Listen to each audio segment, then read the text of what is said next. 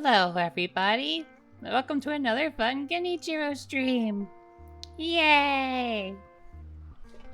So, first off, again, everybody, thank you so much for how the model debut stream went. Oh, so I can move my chat back up now.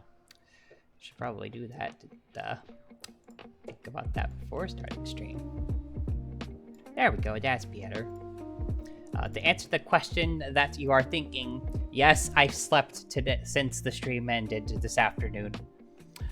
I'm crazy, not insane. I actually kind of surprised my voice is still like here. Like, for real, I thought I wouldn't be able to talk for the next few days, because that's what happened the last time I did this. Or maybe it just hasn't caught up yet. Or maybe it's because I make sure to drink water and keep everything lubricated. Hey, yo. But do not worry, I did do self-care this afternoon. I did not just, like, stay awake the whole time or not eat or anything crazy. I have had foods, which, oh, food tastes so good. So good after you haven't eaten in a while. I've had sleeps. Like, I literally, I finished stream, did all my post-stream stuff, ate food, and just laid down on my bed. Didn't bother with changing into my sleepy clothes, just on top of sheets, on top of bed, laid head on pillow, and the world went bye-bye for a few hours.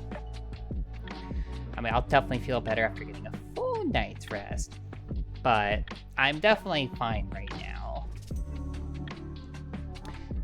And the nice thing about the visual novel is I don't have to be super high energy for it. Like, it's borderline with the voice I'm using to read the non-spoken parts. I swear it's bordering on ASMR content. So we are in it to win it with, and of course I'm gonna do one of my normal streams.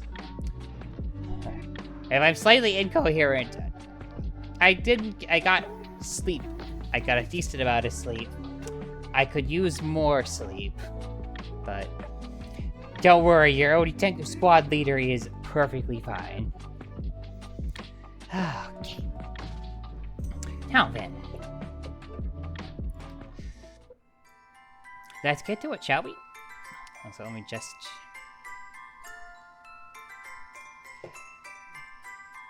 adjust things on here too. There we go.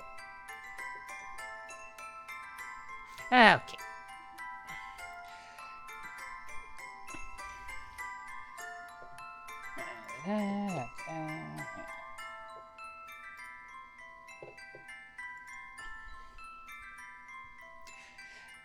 Let's find out if Maddie actually will accept the Fairy Queen role. I mean, given the outfit that she's wearing on the one box art into the chapter image.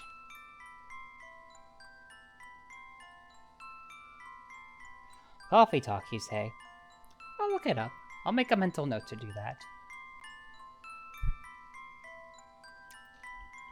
I do like stuff that's nice and chill. Also, I need to figure out what Jackbox games to get at some point for the Jackbox stream. Which, it may or may not be streamed on Twitch, that may or may not be a Discord stream. Just to make sure that I'm limiting the audience to y'all, and not just, like, free range whoever just wants to pop in and be a shitter.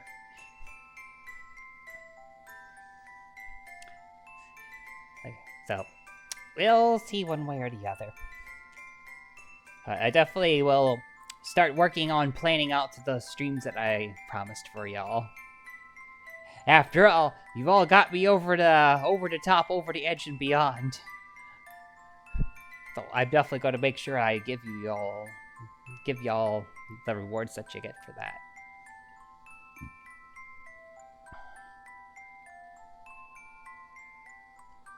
Ah, I see. Duly noted. I might not necessarily jump into another visual novel, just because I don't like doing the exact same genre back to back unless I really feel compelled to do so. Like, odds are I'm probably going to do something distinctly less cutesy for my next long play. Like, there's something, I know there's some games that I never really got to, and I'm like, it's a good time, I need to, make myself get to things. So, we shall see, we shall see. Anyway, on with the show! I kind of ended abruptly since I needed to get ready for the explosion streams. Plural. Because if I wasn't blowing myself up, I was getting blown up by a chubby Batgirl.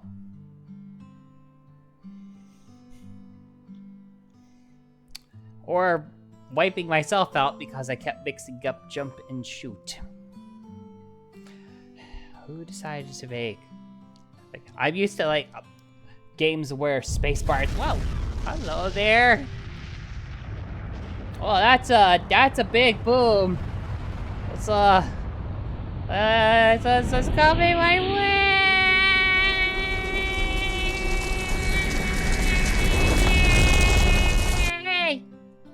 Owie. I got blown up again. So I'm used to, playing, games where spacebar is jump. I'm used to WASD for directions, and then spacebar is jump. And you shoot with mouse. So, having spacebar be shoot, that's why I kept screwing that up during Worms. It's in my head, I'm used to spacebar being jump. Oh, Worms. The fact that I was, a little worn down up to that point is not a non-factor, but it's definitely my mental training of spacebar equals jump that caused me to literally leap to my death multiple times, much to Violet's personal amusement. Ah, good God, she's the best. Anyway. Everything feels a little bit brighter now. Right, they just kissed.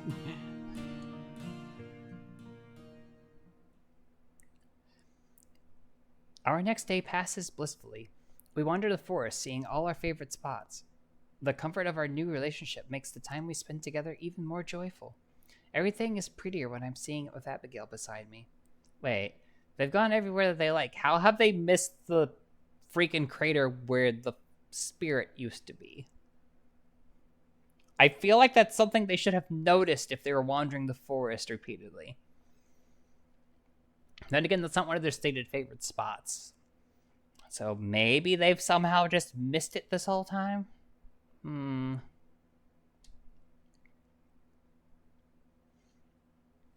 Of course, as has become our tradition, we end up back at the mystical fairy grove. We settle into our favorite spots by the shore, with the perfect view of the pond. As much as I love films, I've never been a big fan of romantic scenes. They always feel so forced. The soaring music, the obvious atmosphere, the cheesy dialogue. They're so divorced from real life that I just can't take them seriously. But here I am, watching the sunlight reflect off the shimmering water of the lake as the woman I love leans against me. And I think that maybe those scenes weren't so unrealistic after all. Madison. What is it, sweetheart? Oh damn, we've moved on to pet names already? Hi Archangel, how are you? Sweetheart. I don't use pet names. It's not like me at all. Well, I'm glad you realize it. But with her, I feel like it fits. I know that I've said this before, and will probably say it many times in the future, but today and yesterday have been some of the happiest days of my life. Tired and frustrated, oh dear. I hope nothing particularly bad. Mine too. And it's okay.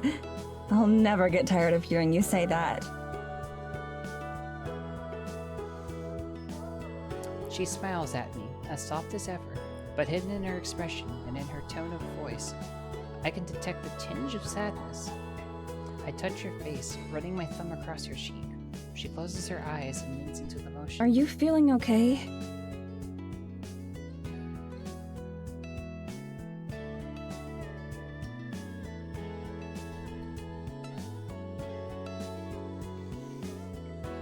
Well, so let's see. Oh, a lot has happened since then. Goodness. You know that really big, really old magical tree? Evelyn forced Morgan to kill it. Let's see. What else has happened? All the fairies have approached Maddie about becoming the Fairy Queen, and these two finally kissed. That's the Cliff Notes version.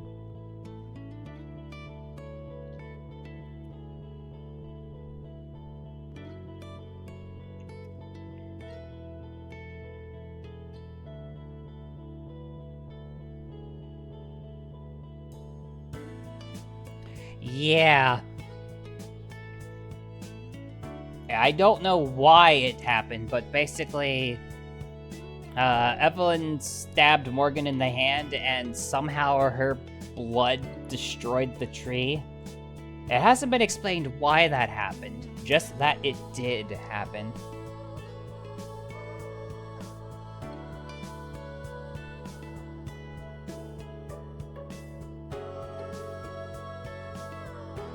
And yeah, Evelyn was heavily doing it to... I want to mess with Morgan too. I think to somehow try and hurt these two because Evelyn is able to see their spirits. So Evelyn knows that Maddie still exists, despite the fact that Evelyn supposedly destroyed her body. So, if it seems a little confusing, it is. Even if you were here for all of it, it would still be slightly confusing. It's somewhat implied that the destruction of the tree and the forest spirit that was within the tree is why the fairies are freaking out and suddenly need a fairy queen. I also have a sneaking suspicion that said fairy queen, who's the original fairy queen, is missing. I have a sneaking suspicion said fairy queen is actually Jaeladora, as in the talking cat. So, hopefully some stuff will start to get explained and make sense. Of course. Why wouldn't I be? I don't know. You just looked a bit sad. Maybe it was my imagination.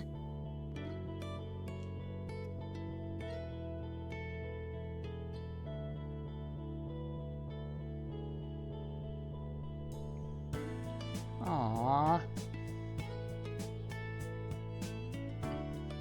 Well, the one thing we got going is, if my explanations are a little off and slightly rambly, I am doing my best to make sure I explain the plot as it's been accurately. But if all else fails, there is ye old VOD. I can tell you what segment of the VOD to go to for the 24-hour stream. It would be right before. It would be about right around the 5-hour mark. Yeah, because this was the last the thing that I did before I started the guest spots during the debut stream yesterday.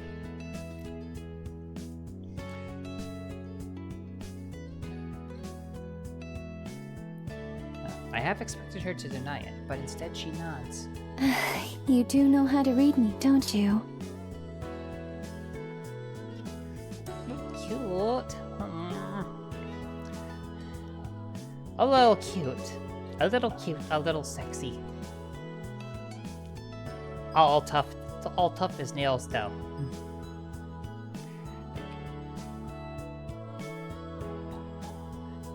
There's a song where we go, we will rock you. Well, I will crush you.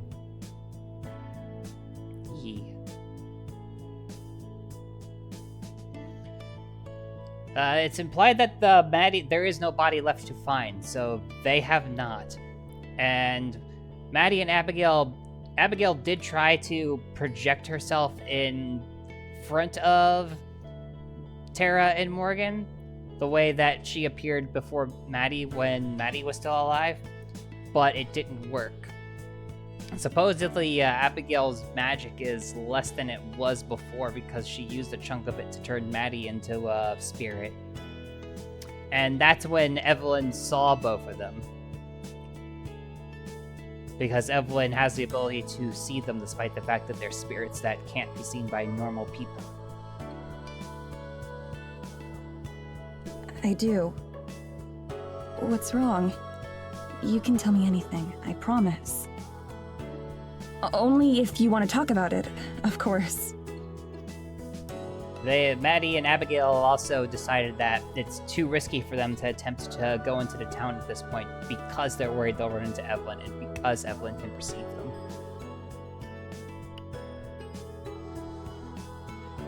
She pushes closer to me in response, resting her head against my chest. This day is so lovely.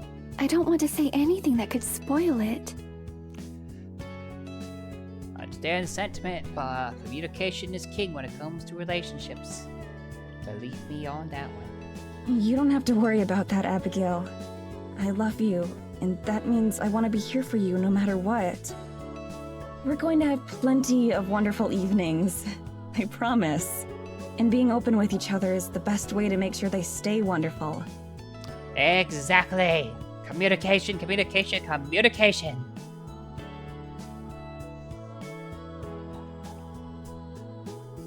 Yep, they finally kissed on screen. Finally. This is unlike me too. Usually on the first day of a relationship, I'm still a bumbling bag of nerves.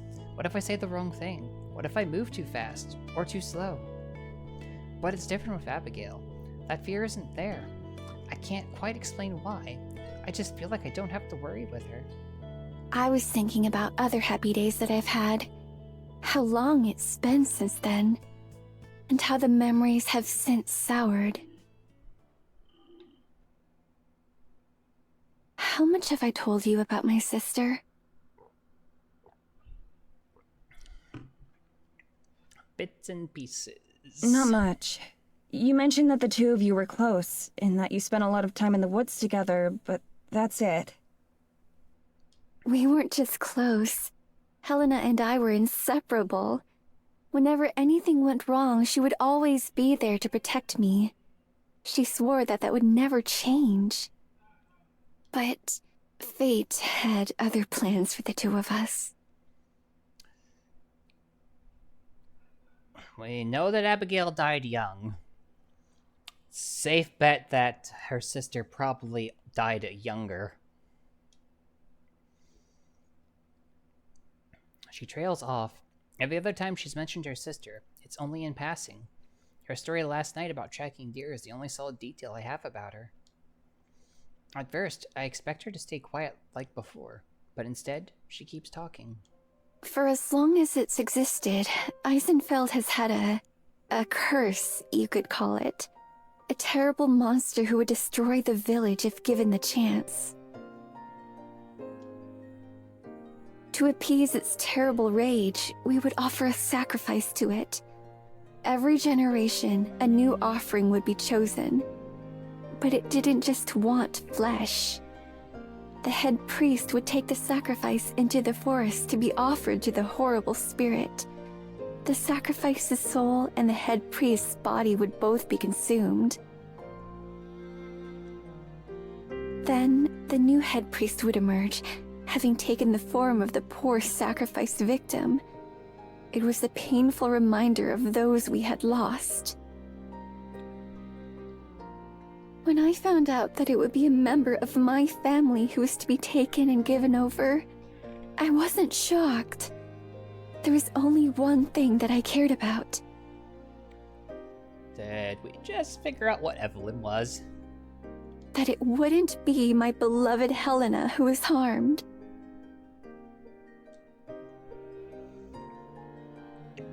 Her voice wavers before she falls silent. Before I can tell her that she's said enough, she speaks again.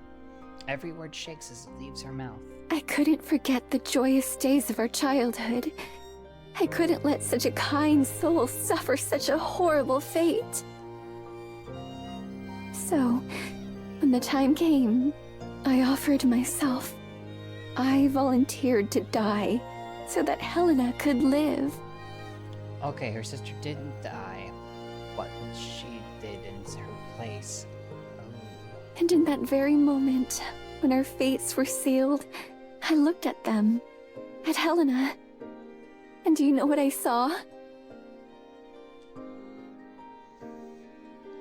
Captivated by her tragic story, I can't even answer. I don't move my head or my lips. Relief. Not once did she try to stop me or change my mind. Not that I would have let her, but I don't think she even thanked me. Oh. My parents cried, of course, but they didn't argue either. Neither of them stepped forward to take my place. No one did. Wait, hold up. Okay, sister being relieved and maybe being a little ungrateful, I can understand. The parents were gonna just let that shit happen too? That's fucked up.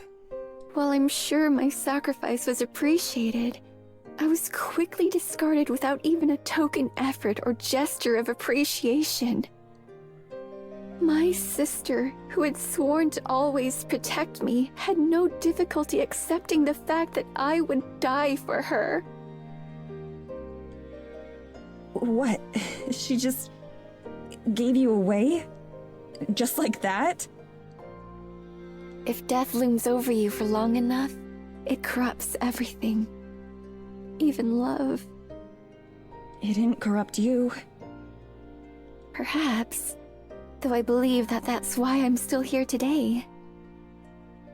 What do you mean? The first step of the ritual involves separating the sacrifice's body from its soul. From what she told me, as she did it, those poor victims usually try to resist, begging for someone else to be taken. And when their souls are ripped away, they're too damaged to carry on. I didn't resist. I went peacefully. And so the gentle forest spirit, who I'd been raised to believe was some kind of demon, eventually came and took me away. And I've been here ever since. I'm pretty sure that the being that was being sacrificed to and the forest spirit are not one and the same.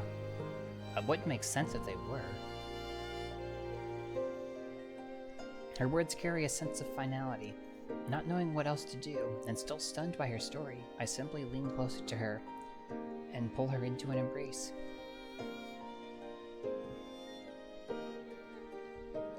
There aren't any words that could be enough.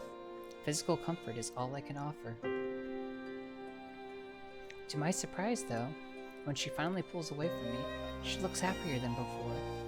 Just like I did earlier, she touches my cheek gently, and then leans in for a kiss. Thank you for listening. I've told the one person who matters, and now I think I can heal. Aww. Yay. I know, sweetheart. I love you. More than anything.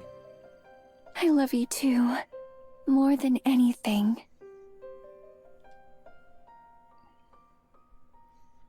She sighs contentedly and leans against my shoulder.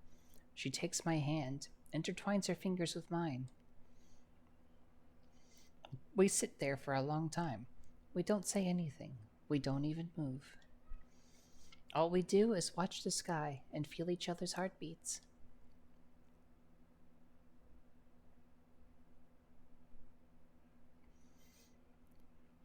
I wake up with a headache, and I know that something's wrong.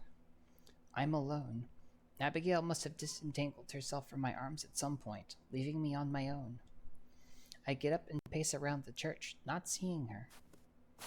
After a bit, I find her outside its doors. Good morning. Good morning, my love.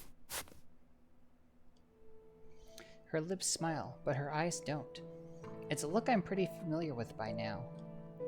I slip an arm around her as I take a spot by her side. Sleep okay? Well enough. I'm sure all of my nights will be better now that they're spent beside you. I can't help it. I kiss her on the cheek, and true joy brightens her face. How about you? Pretty good. I woke up with, like, a bad feeling, though. A bad feeling? About what? I'm not sure. My head kinda hurts, so maybe that's it? I wonder if the spirit's demise is starting to affect them. And there's no way it won't. Actually, now that I think about it, this is the first actual pain I've felt since turning. It's not the worst headache I've ever had, not by far, but it's enough to be annoying. It feels the same as being dehydrated or having a slight cold. Aw, poor dear. She stands on her tiptoes to kiss my forehead. I felt the same, actually. I had hoped that stepping outside might help, but it seems not. She rubs her temples, and I notice just how ragged her eyes look. How long have you been out here? A while. Perhaps an hour or so. I was afraid I'd wake you. Such cute little thumpies. Thumpy, thumpy, thumpy, thumpy. I need to get a thumpy emote. Maybe that should be in the next set I get commissioned. Nah, I slept right through. It's not just a coincidence that we both feel sick, is it? It is not. Please check on the forest spirit. Abigail purses her lips. Her brief silence is enough confirmation. No, I doubt it is. It must be something to do with the forest. The trees before us sway in the breeze. To me, they look the same as ever. No traces of lingering sickness or pain. You felt bad the other day, too. When we first met the fairies? Was it the same thing then? Most likely. Changes in the air. Something's happening. And it isn't good.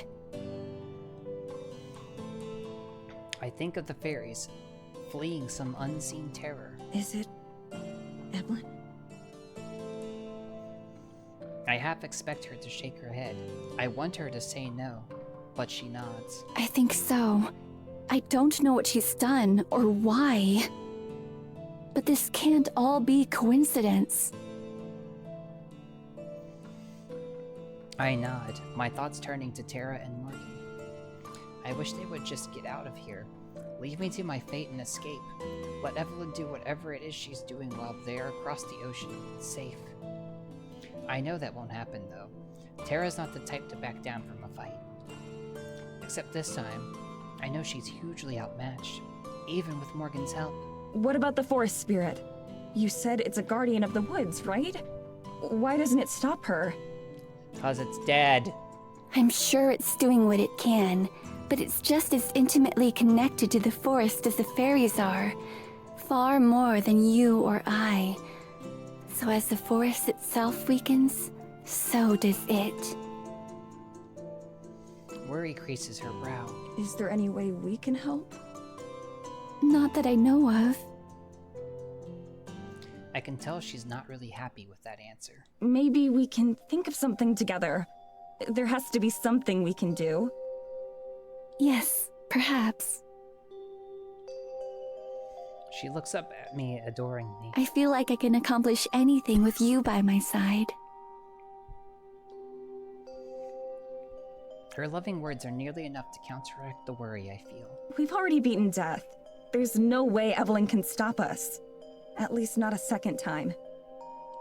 Evelyn, somewhere in the town, hold my beer. First, we just have to figure out how.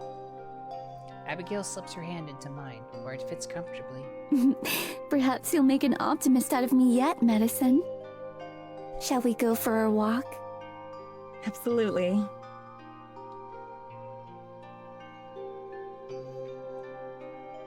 I'm glad that our changing relationship hasn't changed our routine. The walks around the forest keep me grounded. They're enjoyable, but also a solemn reminder of how trapped we are here. My dream of finding a way out hasn't disappeared or diminished at all.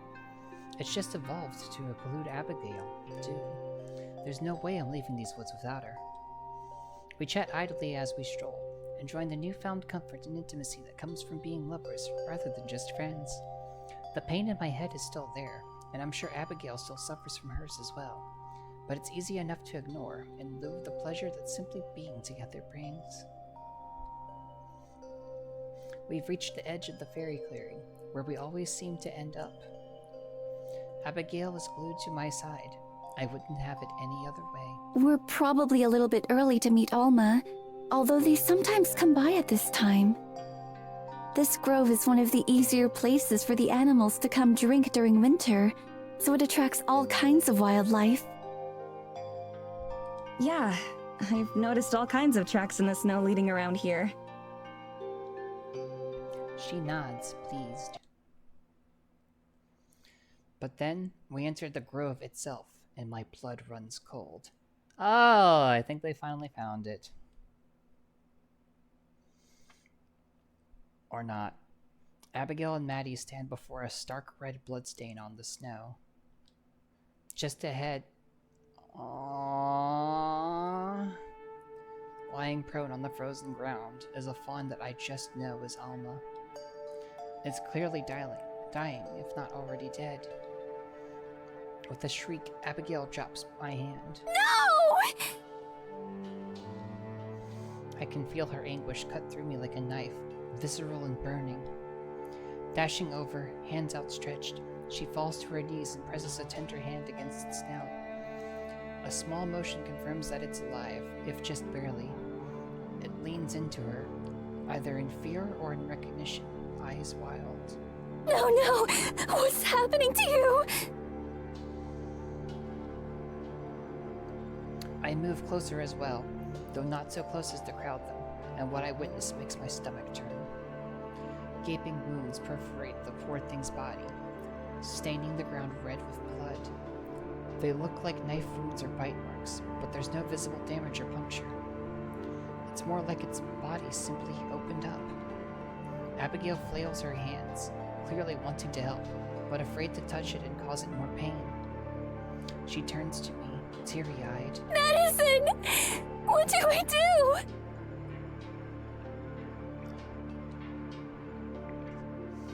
I don't know what to do. I don't even know where to start. I kneel down beside Abigail. The lacerations covering Alma's body are clean and even, but varying in size. Some are minute, so small as to be nearly invisible. The largest is a gash that runs the length of her torso. How does this even happen? Through choking sobs, Abigail manages to answer. Magic! These are not normal injuries.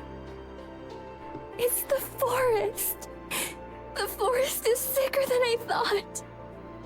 And all of its children are hurting for it too. So we get headaches, while Alma gets this. I shudder. Is it random? Could it have just as easily been one of us lying here, bleeding out?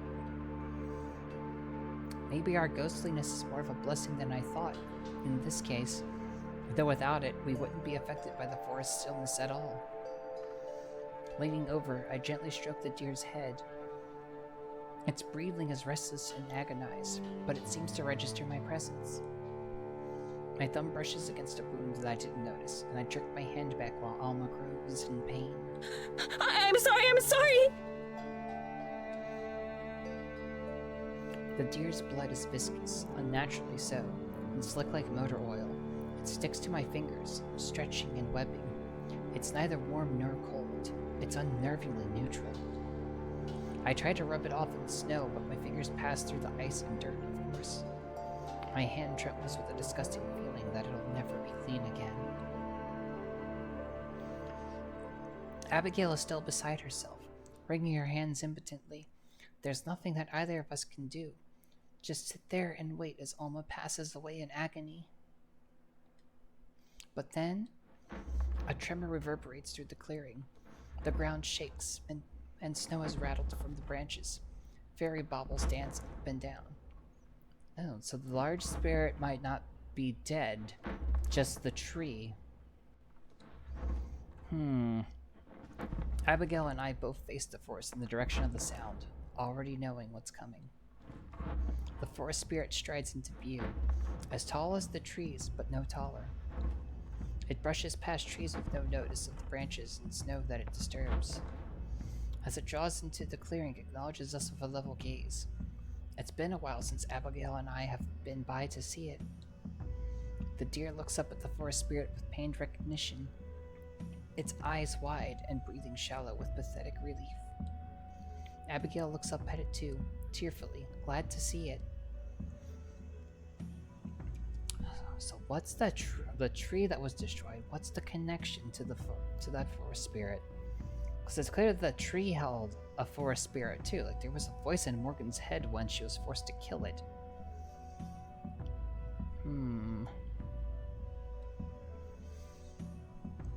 The spirit looms closer, its great presence alone seeming to revitalize the air around us. My headache vanishes in an instant. The spirit stretches out one immense finger, drawing from head to tail across the deer's mangled body. The two lock eyes, and as the spirit retracts its hand, it curls the finger inward, calling Alma to it. In one motion, the deer's eyes roll backwards as life exits its body. At the same time, its spectral form, ephemeral and perfect, rises from its corpse. Boundless as in life, it gives us one last glance, and then it springs across the fallen snow before vanishing in the thin air, gone to join some spectral herd somewhere. Abby wipes her eyes of tears and stands. She moves to the spirit's side and gently pats it. Thank you. I'm glad you came. So I guess this spirit can do to other living beings what it did to Abigail and Maddie. Interesting. The spirit's shoulders sag, its branches hanging low and still despite the slight breeze. I notice what look like burn marks on its hide, where part of its wooden skin is blackened and dark. That's probably part of the connection, then. Without a doubt, it's Evelyn's doing as well. I'm reminded of an old man putting a child to rest. Sorrow and surely pain as well weigh heavily on it. I wonder how it knew to come. Did it feel Alma's pain? Or perhaps Abigail's? Bearing the emotional weight of an entire ecosystem, my heart aches for the spirit, as well as for Abigail, who seems forever hurt by her powerlessness. The spirit and I meet eyes again, and I bow my head in reverence. I don't know it well enough to speak to it like Abigail, but for Alma's sake, I'm also glad it's here. It stoops down and picks up the deer's corpse. Blood now runs freely from the injuries, somehow not clotting, and I have to look away. Without a second thought for us, the spirit turns and leaves once more, going back the way it came. Abigail and I watch it go. In all, the encounter couldn't have lasted more than a minute or two. Long after the last of its footfalls have faded away, Abigail and I sit in silence. I hold her close, until finally we return to the church. The rest of the day passes quietly, the earlier euphoria of our relationship being overshadowed by fear of the shifting forest. Though Abigail is never more than an arm's reach away from me, and usually closer, she's nearly silent. Our headaches return not longer after leaving the fairy clearing, stronger than before. Now, some combination of pain and sorrow keeps us both quiet. At some point, I reach for her hand out of habit. And that's when it happens. My hand passes right through hers as if she isn't even there. Abigail! That's not good. I say the first thing that comes to mind. With a fright, she leaps up, searching around for the source of my panic. Seems she didn't even feel it. Look! I reach for her hand, and once again, it passes right through. Just like when we first met, before we could even speak with each other. She understands instantly. Oh no! Oh no, no! What's happening? Are you okay? Do you feel any different? Well, the baby deer that Abigail was friendly with apparently was injured through some sort of magic. Presumably having something to do with the injuries that the forest has taken. The horned forest spirit appeared, which I guess means that the tree and it are different, if not different, but connected entities. Like the giant horned walking spirit was injured and had a burned black mark on it. But it was still alive, and it did the thing where it took the deer's spirit and instead of having like the deer spirit just move on to the afterlife, like made it like Maddie and Abigail. And all of a sudden, these two now just realize that they can't touch each other anymore, which, because they're both spirits, they should be able to interact with each other normally. So they're currently freaking out about it. Oh, and also they've been having headaches for a while, which they think is related to the damage the forest has taken. Although they don't yet know what that is. They just know that something bad has happened. I don't know enough about magic to even start to guess why this might be happening to her. Should we take you to the forest spirit? Or get you some rest? Or... Madison, it's not me. What? It's you. I look down at myself. Sure enough, my whole body is slightly transparent. I can see the floor of the church through myself. Uh-oh. Vertigo hits me and I stumble. Abigail lurches forward to catch me, but of course she isn't able to. Dread fills my heart. Please no, not again. What do I do? I slap my hand, a pathetically ridiculous action. I can't even feel it. My own hand goes right through me. Oh, that's really bad. Shaky, Abigail stands up, holding her head. Something's happening to the forest. This must all be connected somehow. It's simply impossible otherwise. What could Evelyn be doing? Okay, Archangel. I'll try to keep a mental note of everything going on so I can recap it. I know that she has to be involved. I don't even have to ask. I have no idea. Nor do I know why she's choosing now of all times to do it. Do you think the forest spirit can help us? The forest spirit is all I can think of. The only ally that we have. At least it's a powerful one. Abigail looks away. I'm sure the spirit was her first thought, too. Perhaps. We can try. Wordlessly, she heads out of the church and I follow behind her. The happiness and joy that we shared so recently has evaporated entirely. I wish that life, in whatever form it takes for us, could just slow down, that we could have more than a moment to rest. But I know that that's impossible while Evelyn's still out there. I know that one way or another, we're gonna have to be the ones to deal with her. But what I don't know is if we even have a chance.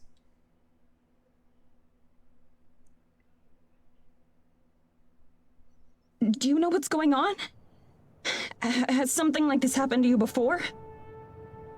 It hasn't. This is the first I've seen of it. But I think I know. I think that the forest is having trouble keeping you here. The magic is getting weaker too. So does that mean that... I leave the implication unspoken.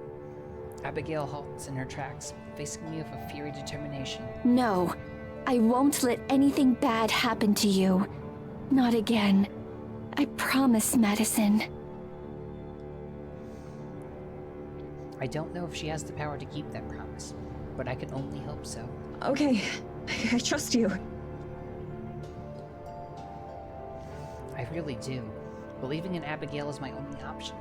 But even if it weren't, it's like she said, together we can get through anything. I try not to think of what it would mean if I'm wrong. I'm not even totally sure myself. Would I just cease to exist? And go on to an afterlife? Something else? None of the options are especially appealing, and I know that dwelling on them will only make me feel worse. So I just focus on the here and now, and on sticking close to Abigail. Even I can tell that she's right when she says the whole forest is affected. Aside from the harsh winds, everything else feels subdued somehow. The trees don't seem to stand as tall, and the leaves and needles look dull, even by wintry standards. What little sunlight there is feels dreary rather than bright. A light snow falls from the sky, but the heavy clouds overhead promise more, and soon. It occurs to me that we've been walking longer than we normally have to. Instead of changing the forest path to get us there quickly, we're following the regular route through the trees. Hey, why aren't we taking a shortcut through the forest? Is it too sick to let us do that? Wringing her hands, Abigail looks away. It's more that I'm afraid to try. If I push myself too hard, then... She leaves the consequences unspoken. I can only imagine what they might be. The same as what's happening to me, or worse. Whatever exactly that is. Yeah, I hadn't thought about that. It's okay. Take as much time as you need. It's been so long since I visited the spirit. Our brief moment in the grove with Alma was the first time in days. I wonder if it's missed me.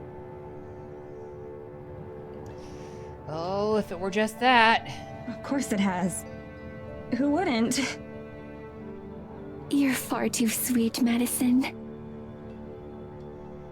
She nuzzles her head against me. The angle is a little awkward since we're still walking, but it's nice. Then she jerks away like she was stung. Oh, you're back! I was thinking that. I was like, wait, shouldn't she go through? Back? Her hand envelops mine, smooth and soft like always, rather than passing through me. Oh! Just because she can, she leans forward and gives me a quick peck on the lips. I was so worried. Me too. I rub my arms and sides, making sure that I'm all there. Everything seems to be in order. Hopefully it's permanent. Indeed. It's not too much farther to the spirit either. We should hurry. Sweat makes her brow glisten a little. She's definitely still feeling strained, even though I can tell she's trying to hide it. Don't push yourself too hard, sweetie. I won't.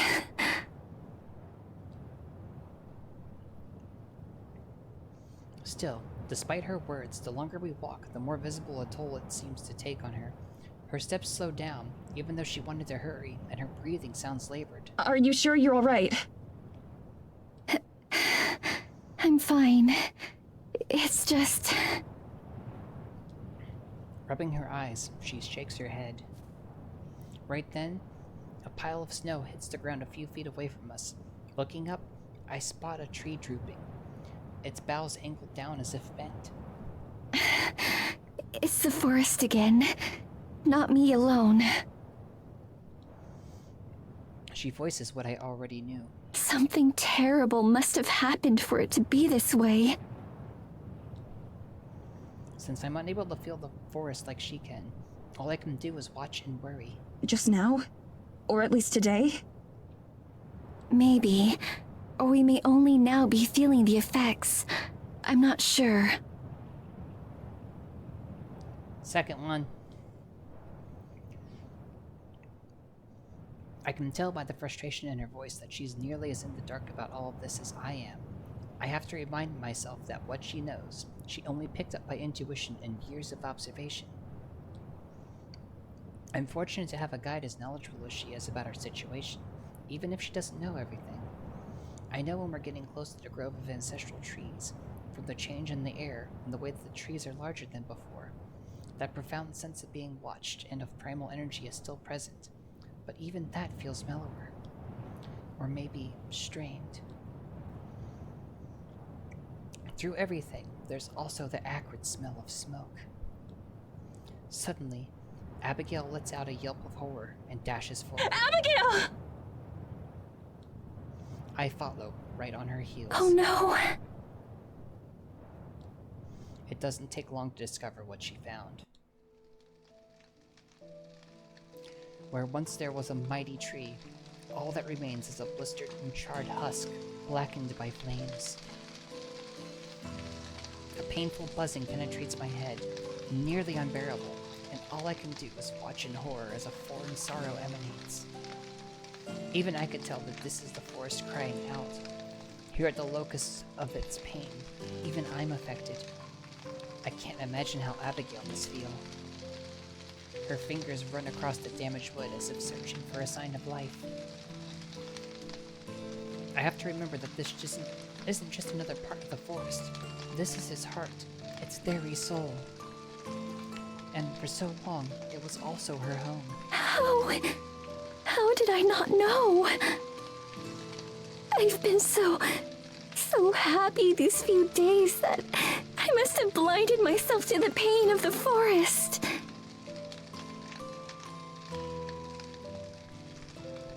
From behind, I wrap my arms around her, pressing my face against her shoulder. I'm sorry. It's not your fault, though. Even if you knew, you couldn't have changed it. If anything, we were lucky to have those few days. She clings to me, pinioning her arms into an even tighter embrace. I feel her cry against me. My own uselessness feels like more of a curse than death ever was. I wish there was some magic word or spell that I could use to make things better. But all I can do is hug her tightly and warmly, and hope that I'm as much of a reassurance for her as she is for me. Then, without warning, I once again see my arms go transparent, and the feeling of Abigail against me disappears. Although this time it's not as big a shock, it's still a reminder that we don't have long to wait. Abigail notices and steadies herself alone. Let's keep going. The spirit must be around here too. Why doesn't it stop Evelyn? Isn't that its job as guardian? It probably can't. I'm sure it wants to, but it relies on the forest for strength. So if the forest is weak, then it must be too. In fact, that may be Evelyn's intention. The sinking feeling in my stomach intensifies. If she's even stronger than the forest spirit, then what hope do we have? I don't voice that fear, though. I'm sure Abigail's already worried about the same thing. It isn't much longer before we encounter the spirit. At first, we almost missed it. The forest spirit stands idle in a clearing, as if lost in thought. It barely seems to notice us when we approach. A slight tilt of its head is the only acknowledgement we get. It's small, smaller than I've seen it before. It's barely as tall as I am. The lights in its eyes, usually bright and terrifying, have gone dim. It looks more like the wounded deer from the clearing the other day than the being who helped it pass on.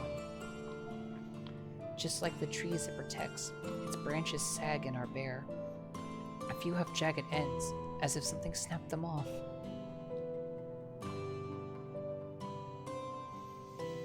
None of the wildlife that usually accompany it is around. Instead, it seems alone and abandoned. Right, there's normally a bird's nest right below its head. Though it hasn't been long since we saw it last, it looks significantly pained. I wonder if its salvation of Alma was taxing on it. Abigail cries out again, just like when we came across the burned tree, As anguished as she sounded then, this time it's even worse. I hang back as she runs to its side, not wanting to intrude on a private moment. She places a hand on its leg, crooning something that I can't make out. Though the spirit tilts its head a little bit more to face her, the motion is stilted and janky. As exhausted and sick as Abigail seems, the forest spirit seems to have it 10 times worse. It makes a mournful sound, a deep and sonorous hum. It seems to echo and reverberate off the trees around us. Though I can't understand it like Abigail can, the pain and suffering in its tone is obvious. Abigail presses a cheek against it, patting the creature gently, the same way she sometimes comforts me.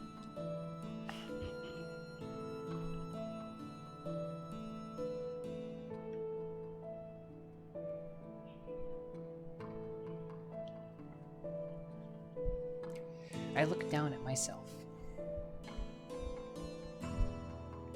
Shimmery and transparent. And I'm pretty sure we won't be getting any assistance from the spirit.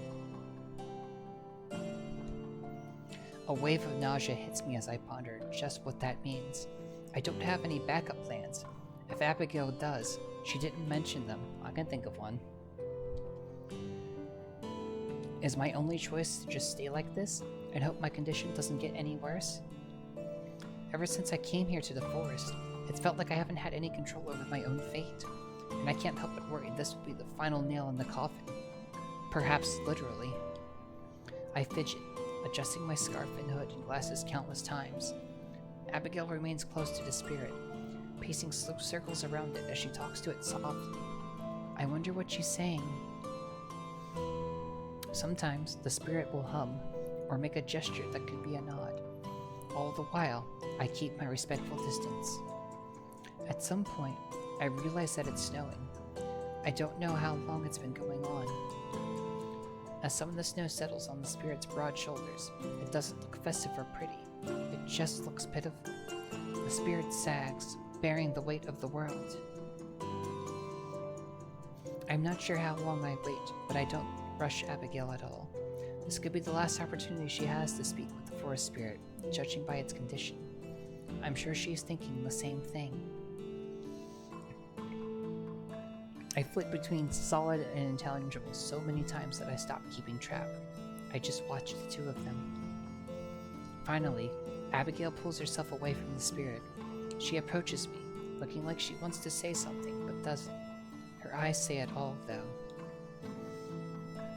I tried to hug her, but she softly shakes her head and instead escorts me away, back into the woods. Though she never looks back, I do. Just once. The spirit's lonely eyes watch us go.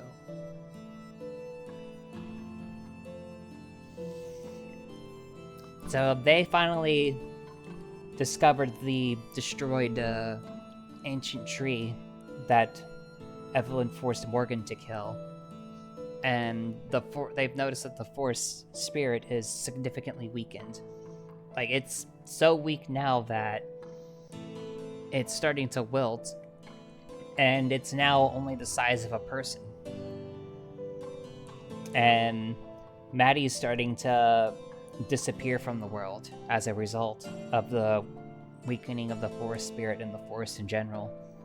So, all the bad things.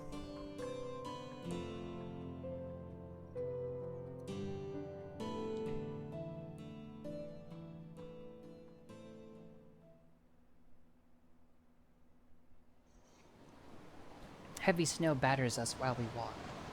Though of course its chill doesn't reach us, our visibility is effectively zero. Too weak to even alter the path of the forest, Abigail clings to my side, trusting me to lead us back to the church.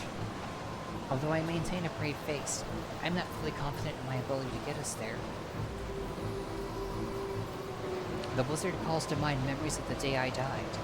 Although I don't let myself dwell on them, I'm not alone this time, and I have someone more to live for.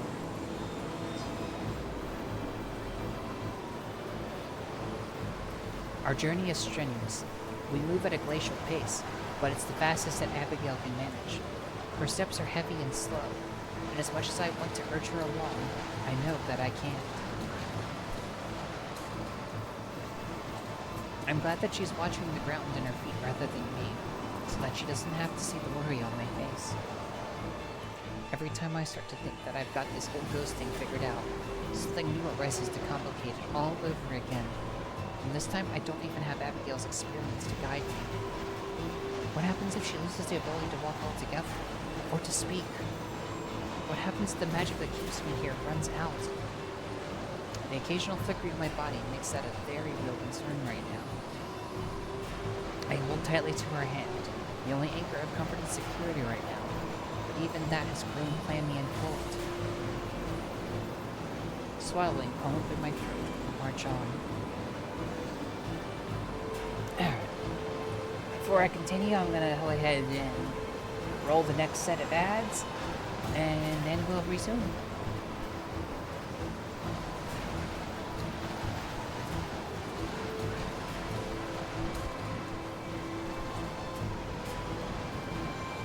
I have a suspicion that this might be the impetus that gets Maddie to take up the fairy's offer, and maybe their magic will...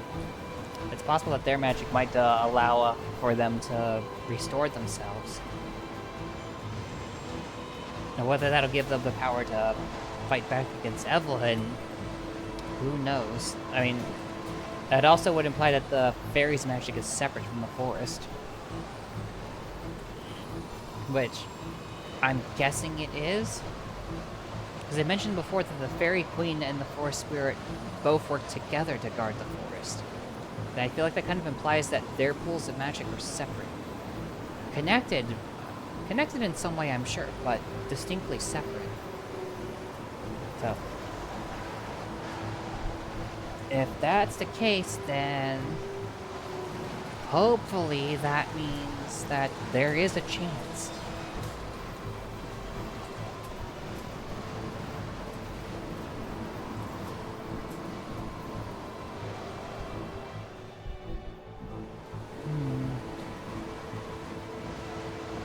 Anyway, that's my current speculation of the situation.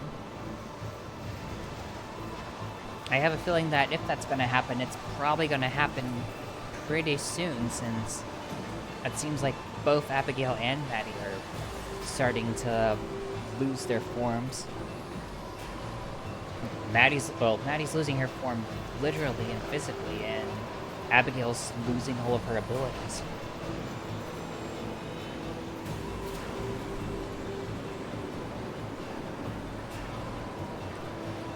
That's definitely a kettle of pretty bad.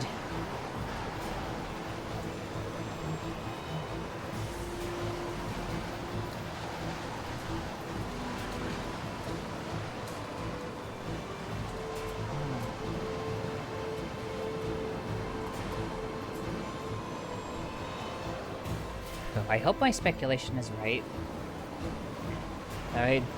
Again, it's like the box art and the art for this chapter heavily imply that Maddie does become the Fairy Queen. Which, what a thing it would be for their roles to reverse. Although I'm also worried that if Maddie does become the Fairy Queen, that it might mess with her ability to, like, distinguish herself, since the fairies are kind of everything all at once. Although, I imagine Maddie would probably sort it out. There's so much could-be's. Well, let's find out. Swelling a lump in my throat, we march on. Trees bow in the wind, trying to turn their backs against it. For the first time that I can remember, there aren't any woodland creatures out and about. No mice or rabbits, or chirping birds. Not even a panicked deer, phasing in and out of existence like me. It may as well just be me and her and no one else in the universe. Come on, I'm sure we're almost there. It can't be much further. I say the words for my own sake as much as for hers, though in truth, I have no idea if I'm right or not. For all I know, I could be heading in totally opposite direction of the church. Even then, once we arrive at the church, I'm not sure what to do. Will she get better with time to rest? Will I? Right now, the church is just a goal. It gives us something tangible to work towards. Something to keep our feet moving, slowly or not. I'm sure you're right. Her voice is barely a murmur. I can only hope that she's saving her energy on purpose. I'm afraid to ask. I wonder how much of what's happening is by the mayor's design. While everything stems from her, it's impossible to know how much was deliberate and how much was simply a ripple effect from what she's done. I wonder if she even considers us a threat, or gives us any thought at all. I'm pretty sure Maddie's living rent-free in her head right now. If she doesn't, then maybe we can use that against her. Of course, first we have to reach a point where we can do that. During a momentary lapse in the blizzard, I'm able to make out a welcome sight in the haze. A warped and curled tree that I distinctly remember from an earlier trip. Look, you recognize that tree too, right? I'm pretty sure you were the one who showed it to me the first time. We're almost home. Abigail nods weakly, though she doesn't say anything. I squeeze her hand, trying to impart some strength into her. It kills me to see her like this, and I'd give anything to be able to help her. Almost there, you've got this. She nods again, unable to do or say more. Except she doesn't stop nodding, like a bobblehead. I tug her along, trying to lead her the rest of the short way, but she's rooted to the spot. Listen. And then she collapses.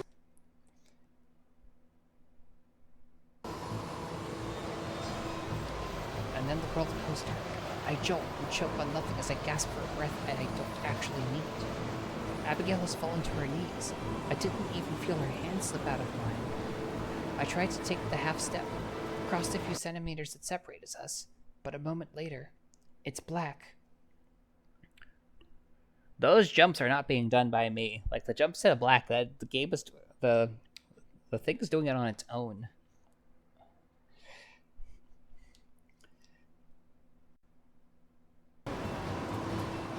It takes me a moment to understand, and I immediately wish that I hadn't. Oh my god, I just stopped existing for a second. Profound dread grips my heart. Looking down at myself once again, I can see right through my hand and arm to the snow accumulating beneath us. Not good. This is extremely not good. I collapse to the ground beside Abigail, at least of my own accord. I try to shake her by the shoulder, and it takes several tries before I can maintain a form long enough to even touch her. I'm sorry, Medicine. I just need a little break. With visible effort, she turns to look at me. I don't think she even realizes what's happening. But then I phase into non-existence for another moment, and when I come back, horror is clearly etched onto her face. Finding some hidden reserve of strength, she lunges towards me and grabs my hand. Immediately, everything goes back to normal. Madison, are you okay? Can you hear me? I'm fine now.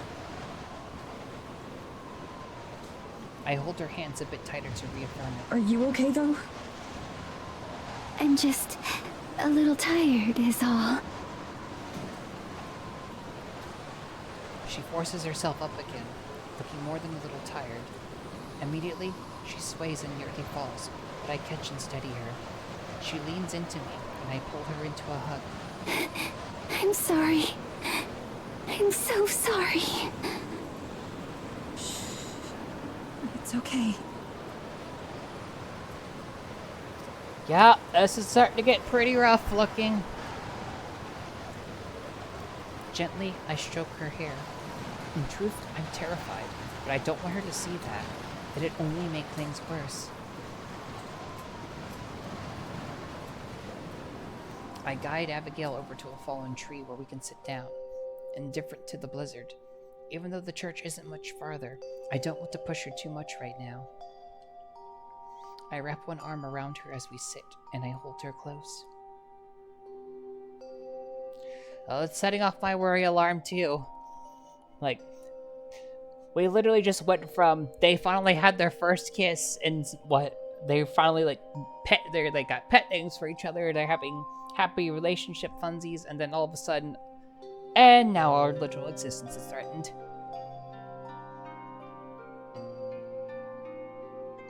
I wrap one arm around her as we sit, and I hold her close. Where can we go for help? Maybe if the forest spirit sees how rough it is for us. But she shakes her head. Believe me, it would if it could. But I fear that it's even weaker than I am right now. It's much more in tune with the forest than me, so it's suffering the effects even more strongly. All of this because Evelyn killed one tree? It wasn't just any tree. It was one of the ancestral trees. The oldest one. They're the heart of the forest. All of its strength comes from them. I can't pretend to understand their importance, but I know that Abigail is an exaggeration. Not at a time like this. So what do we do?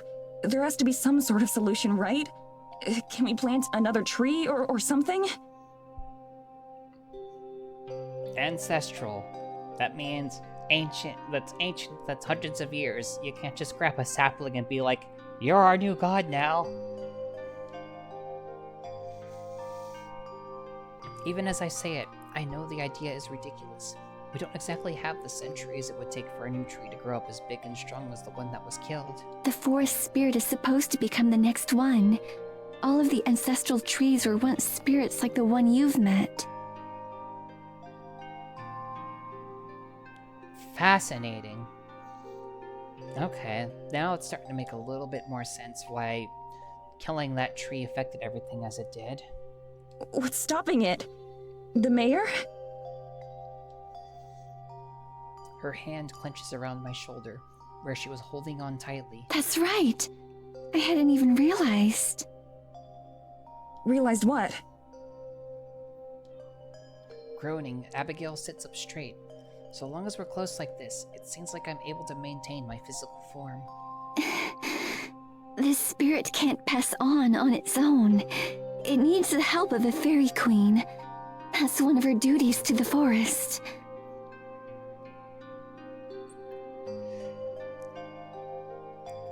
Hey Maddie, would you like to become the fairy queen and make all this go away, maybe? But there's no fairy queen right now. But there could be! Yes, which means that there's no one to complete the ritual. Call out to the fairies! The rest goes unspoken as we both come to the same realization. An awful one. Madison. I know. There aren't any other options, are there?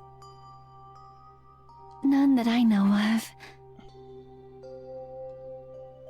I close my eyes and take a deep breath, heading off the wave of fear that I know is coming. I'm sorry, again. It's okay. You don't need to apologize. Really. But... Taking both her hands in my own, I turn to face her, understanding. Her eyes close halfway as her lips part to meet mine. Part of me wishes I could spend an eternity like this, together, warm, with the woman I love. But even that isn't an option anymore. Our kiss ends far too quickly, although I'm not sure it could have ever been enough. When we part, there are tears on Abigail's face. I'm not sure if they're mine or hers. It'll be okay somehow. I know it. I'll be with you, no matter what. I know. Thank you. Seriously. I couldn't do this without you. I love you. I love you too. As one, we turn and face the forest again, putting the church behind us. Resigning myself to what comes next, I point in the direction we need to go. Let's go visit the fairies. I'm sure they're still looking for a new queen.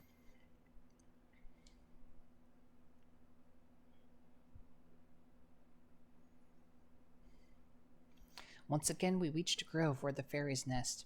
It occurs to me that this is the only part that seems unaffected by the forest sickness. The trees are just as vibrant as ever, and the pond just as crystal clear. Okay, so that would lend credence to my theory that the fairies' magic is separate. We stumble into the middle, near the shore of the pond. Abigail takes several woozy steps, and I hold her shoulder to keep her steady. Then I flicker, and she starts to fall, barely managing to keep her balance. Forget days or even hours to find another solution. We might not even have minutes. Hello? I call out, a bit surprised that none of the fairies have come to greet us. I watch the trees and listen for the buzz and flutter of wings. But it remains silent and still. Hello? Fairies! It feels a little absurd and on the nose, but I don't know what else to say. There's no response. Please, we need your help! I might as well be shouting into the void. There's not even a single rustle. I notice that the birds who used to nest in the bushes seem to have abandoned this place. Tendrils of fear creep through me. What if the fairies are gone too? Madison. I turn towards Abigail, but she's not even looking at me. Madison. She just murmurs my name over and over. I steel myself and face forward for her. If you can help us, I'll find you a queen. Even if it has to be me.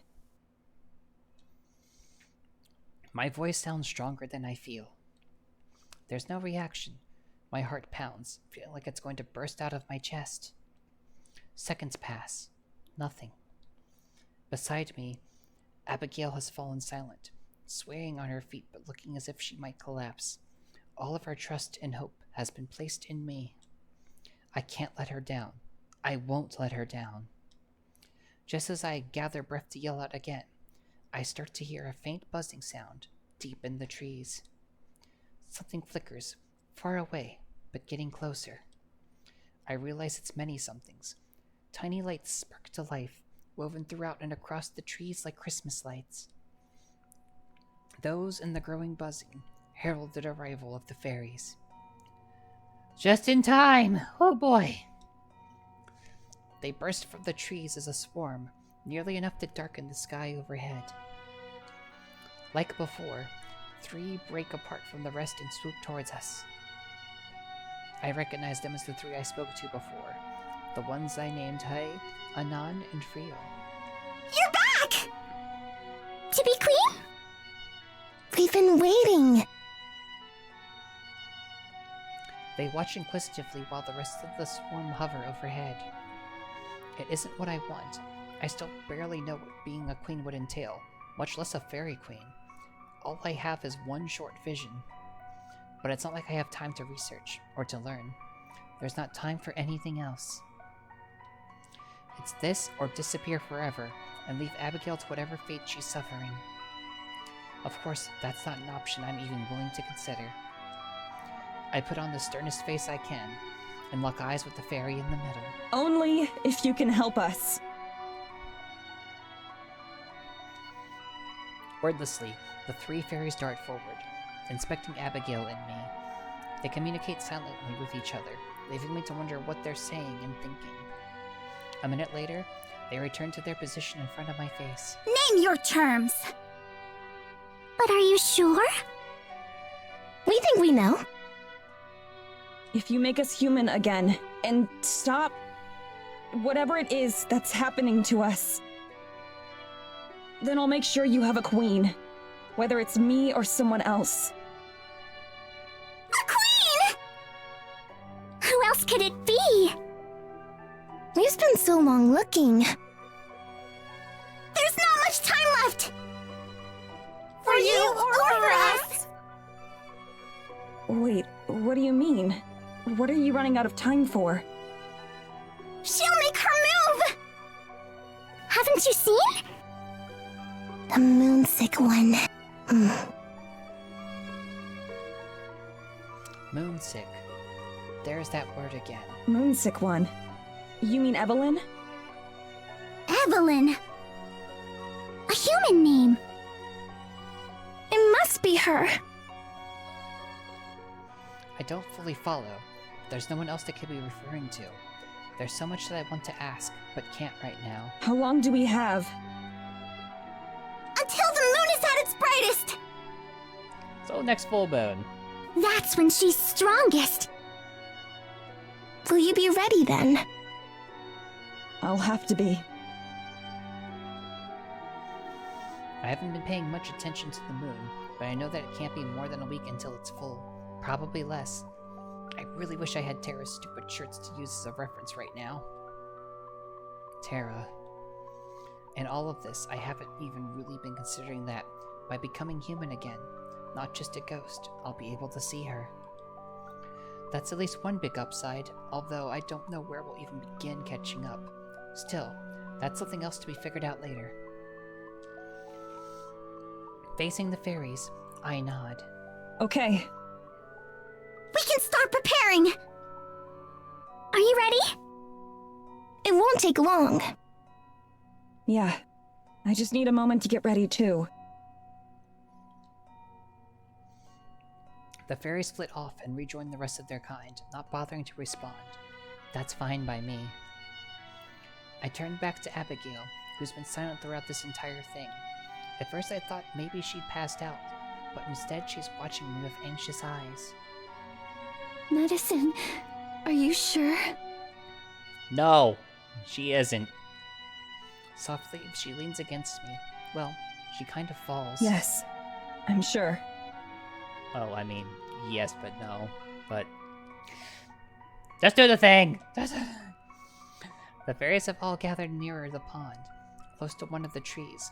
They watch us intently, ruining the chance of any private moment. I mean, you could just not care. I kiss Abigail's cheek and feel her nuzzle against me for just a moment. I love you, Madison. She says it with more strength than she's been able to muster so far. I love you, too. We look into each other's eyes for one last moment. Then, I turn and stride towards the fairies. I don't let myself look down. I don't let my hands shake. I keep my steps measured and even. I only glance back once to where Abigail's watching me. Then Hai, Frio, and Anan descend once more.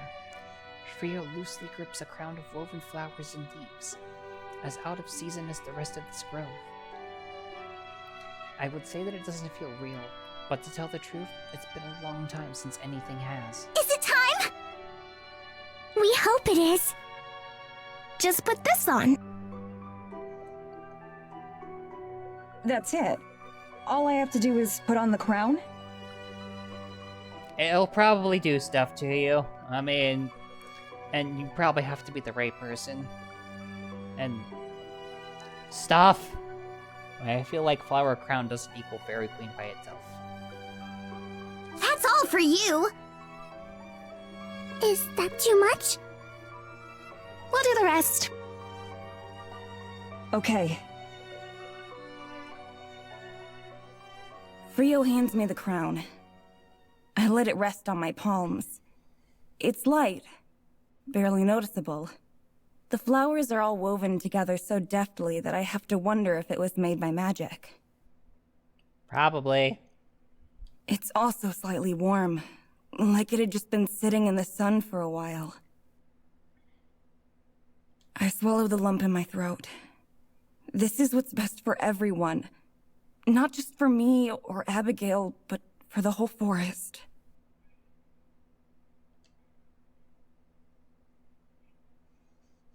Maddie now wears a beautiful, delicate flower crown. With one swift motion, I reach up and place the crown on my head. It fits perfectly, as if it was made for me. I wonder if it was.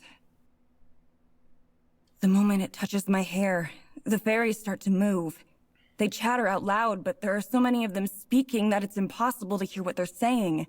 I don't even know if they're human words. Altogether, they sound like a forest of rustling leaves. I shut my eyes as I feel a tingling sensation. It starts at the top of my head and slowly works its way through me.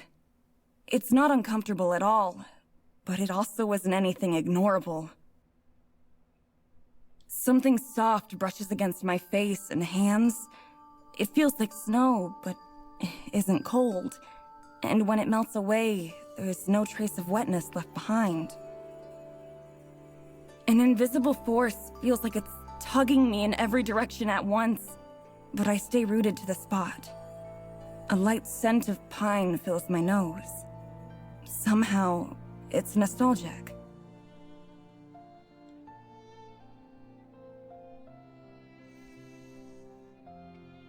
As Maddie is crowned the Fairy Queen, with her outfit changing to match her new role. Her simple jacket changes into a long, frilly green dress with white lace, decorated with blooming flowers. She's gorgeous. I open my eyes, still in the middle of my metamorphosis. Warmth spreads through my body like a hot cup of coffee, and with it comes understanding of the forest and how I'm a part of it. I'm acutely aware of its existence, tuned to its precise frequency. I imagine this must be what Abigail meant by being connected. Memories that aren't mine start to run through my head. A movie that I can't shut off. Visions of trees sprouting from the earth and growing skyward, and of clouds forming and then falling apart. Each denizen of the forest, every tree, every deer, even the forest spirit itself, come to mind at once, feeling like old friends I haven't seen in a while. None of it feels new.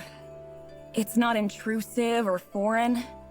Rather, this knowledge feels like something that's always been there, but without my awareness. Or maybe something I'd forgotten. It's comfortable. And still the fairies dance overhead, their rustling chants even louder as they perform their ritual. I wonder if all fairy queens are inaugurated this way. Probably. And at the same moment I wonder, I know instinctively that they aren't.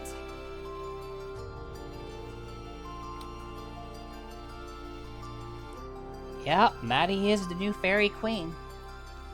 Visions of a beautiful woman whom I immediately recognize as the missing fairy queen come to mind. And with her comes a longing, a feeling of something missing. Then as my thoughts turn, the vision and the longing are gone too. I can feel the rustle of cloth against my skin as even my clothes acknowledge the changes, taking on a life and form of their own. They lengthen and stretch and puff out, becoming a dress more elaborate and beautiful than anything I've ever worn before. Living, breathing flowers bloom from its hem right before my eyes, matching the crown on my head. I feel the magic work its way through, over, and around me, enveloping tightly. And then, as the ceremony comes close to an end, I start to feel it drain out of me. It seeps down and out, and back into the earth and air, returning to the forest that lent me its strength and trust to take on this role. As I heave a deep breath, the enormity of the responsibility that's been placed on me feels heavy, but not unbearably so. If anything, I'm reassured by the competence and power that I can simply feel that I have. I'm not invincible. I know that much.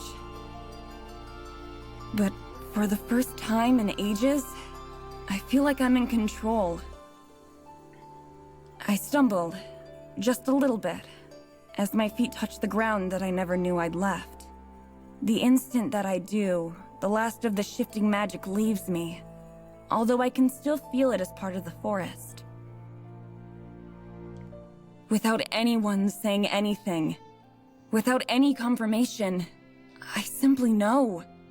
It's done. I've become the Fairy Queen.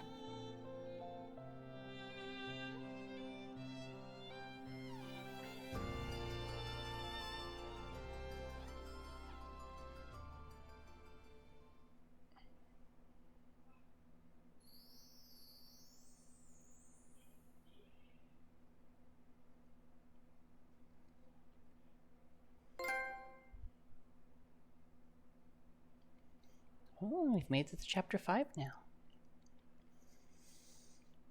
My first steps as Fairy Queen are shaky. At any moment, it feels like my legs might give out from under me. Yet, at the same time, I feel a strange sort of confidence and inner strength. I don't know if magic literally courses through my veins or not, but it feels that way. My next few steps as Fairy Queen are easier. I keep my gaze fixed on Abigail as I make my way towards her. She waits impatiently, concern clearly etched on her face. The fairies budge agitatedly over my head, darting and dashing in pointless patterns. Though they don't vocalize anything, I can hear their voices clearly in my head. Our queen! Welcome home. How does it feel? I acknowledge their words, and at the same time, I can feel myself be acknowledged. It comes as naturally as breathing. I promise that I'll get to them in a moment. Madison, are you alright? I'd say she's probably better than all right. She clings to my side, her slender arms tight around me. Though I'm not shaking anymore, her presence is still infinitely reassuring. I press my lips to her head, and we sway gently back and forth. I can feel her too, as a part of the forest. Her presence is as warm and comforting in my head as in my arms. I'm fine. I'm totally fine. She didn't lose her sense of self either, which, admittedly, that was part of a concern that I had for when she did this. She makes a sound that I think is a gasp, but that I soon realize is a sob. Abigail cries against my shoulder, her arms tightening like a vice. I don't ever want to let her go. I hold her as tightly as I can while her body is racked with sobs. Her breath and tears are warm, almost painfully hot. The thin lace of my new outfit does little to inhibit them. I'm so sorry that all of this is happening. I'm sorry. Pretty sure being a fairy queen is like a bitching thing to happen. I mean, maybe she didn't want it, but you have to admit that there's worse things that could happen. Gently, I find her hands and take them in mine. I squeeze them, trying to impart the same kind of solace that she gives to me. It's okay. Really. I'm happy things turned out this way. I'm glad that I met you, no matter the circumstances. Her cries get stronger, and I drop one of her hands in order to brush her hair back from her tear-stained face. We hold each other tightly until she's able to calm down. Meanwhile, the fairies still continue to circle overhead, although they remain respectfully silent. Finally, Abigail heaves a steady breath and steps back just a little bit. Exactly, Archangel.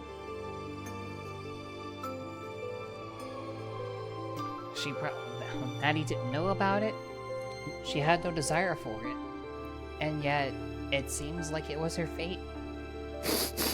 I'm sorry again. It was just that seeing you there with the fairy light. I mean, you looked beautiful. You still do. More than beautiful. But it made me again realize everything that you've gone through.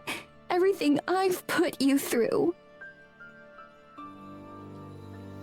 I press a finger to her lips.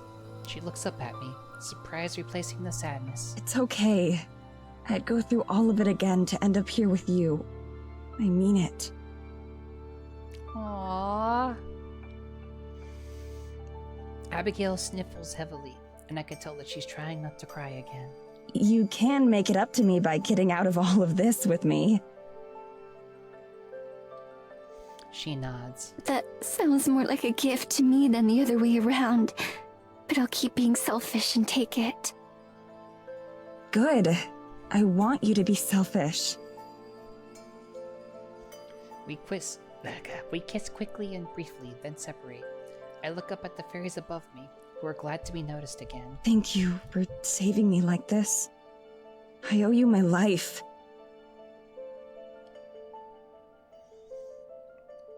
Somehow, I've ended up owing my life to way more people than I ever expected to.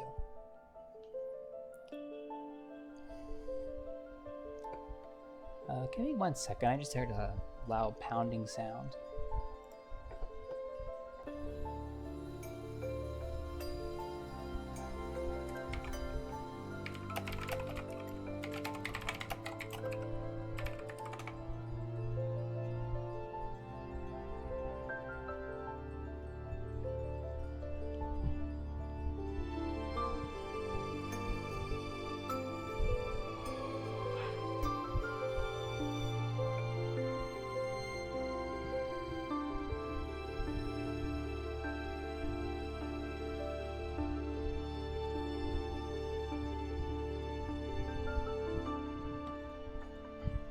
I'll be back in a second. Sorry.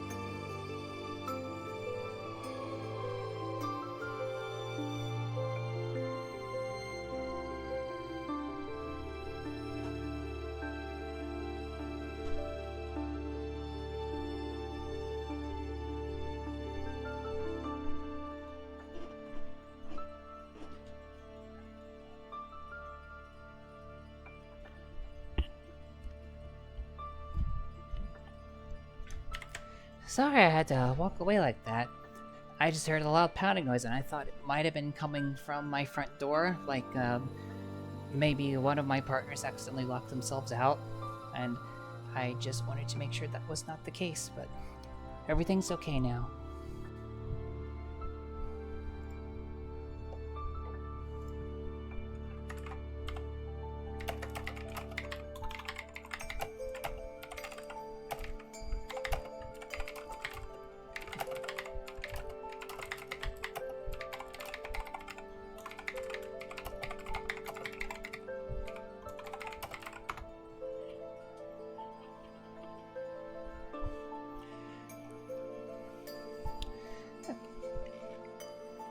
Somehow, I've ended up owing my life to way more people than I ever expected to.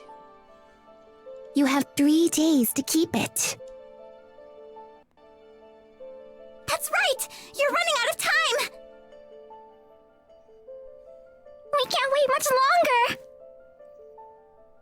I'm guessing by keep it, they mean her promise. I know. I'll find a queen for you.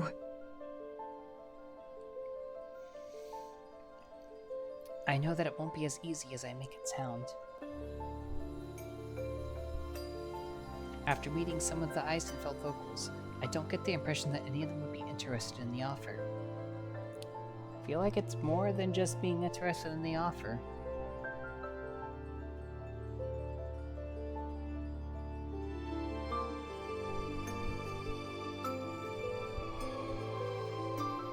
Still, I have 3 days to figure it out. We'll be waiting. We know we'll see you again. With a new queen or not.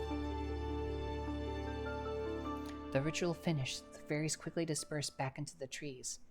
I'm glad there's no more ceremony or ritual to go along with my transformation. Alone with Abigail once more, I head to the shore of the pond so that I can finally get a full glimpse of myself.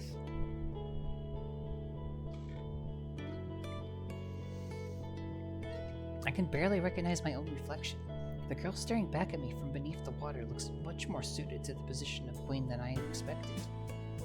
She looks calm and confident, like she's unafraid of whatever happens next.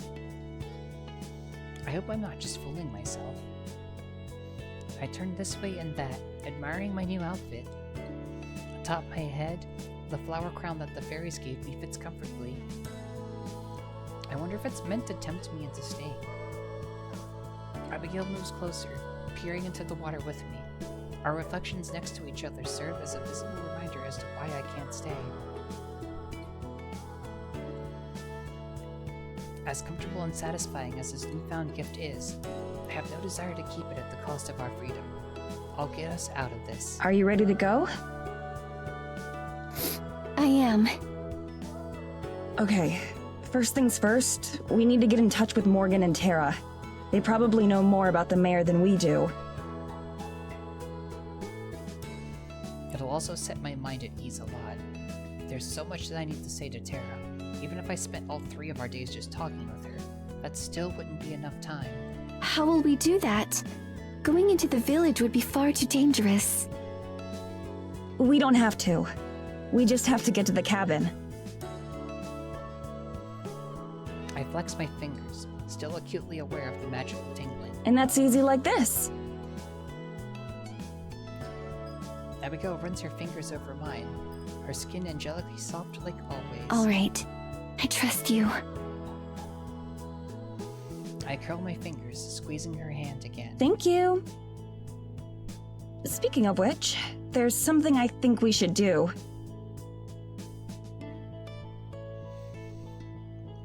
I pause a moment while she waits expectantly. Much like the way my coronation just ended, what I'm about to say seems unceremonious. I think I can return us to the physical plane, too. Both of us. It takes a second for the implication to sink in, before Abigail's eyes grew wide as saucers. Madison! Are you sure? Her hand clutches her heart. Yeah, I can't explain how I know, but I just do. There's a lot of stuff that I can do now. Probably kind of like she just subconsciously knows how to do all the things. But that way, you'll be able to talk with Morgan and Tara too. And I know that we'll need all the help we can get at the end. I keep banishing thoughts of what that end would be, because there's only one way that this can end, putting a stop to Evelyn once and for all. I don't need that weighing on my mind along with everything else right now. Queen's Clarity, that's a good name for it. I understand. You know that I wouldn't just abandon you, Madison. I know. Abigail takes a deep breath, steadying herself. Okay. I'm ready. Silently, I step forward, taking her other hand in mine as well. I close my eyes and bow my head, and I feel her do the same. I can feel the magic course through me and out of me, spreading like vines from my fingers.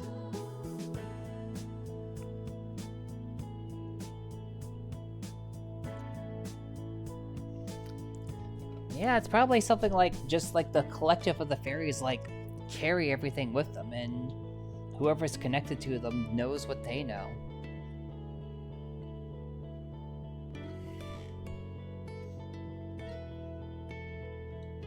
It affects both me and her, taking our dairy forms and rebinding them to the mortal world where they belong. I can feel Abigail tense up and hear her breathing getting shallow.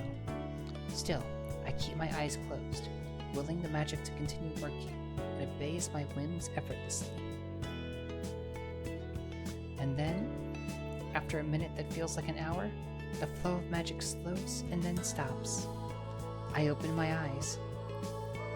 Abigail is still there, her hands warm in mine, her eyes slowly open as well, meeting mine. This close together, I can feel her breath warm against my face. How do you feel?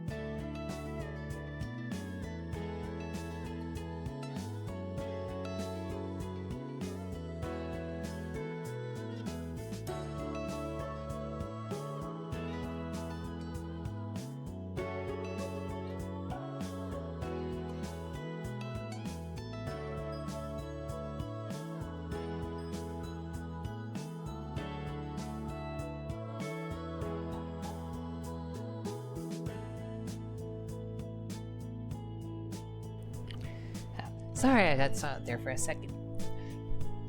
I was following up on the pounding noise from earlier, and everything is okay. A light breeze blows through. For the first time in 200 years, Abigail's gown sways in the wind. It's cold. It's god dang winter.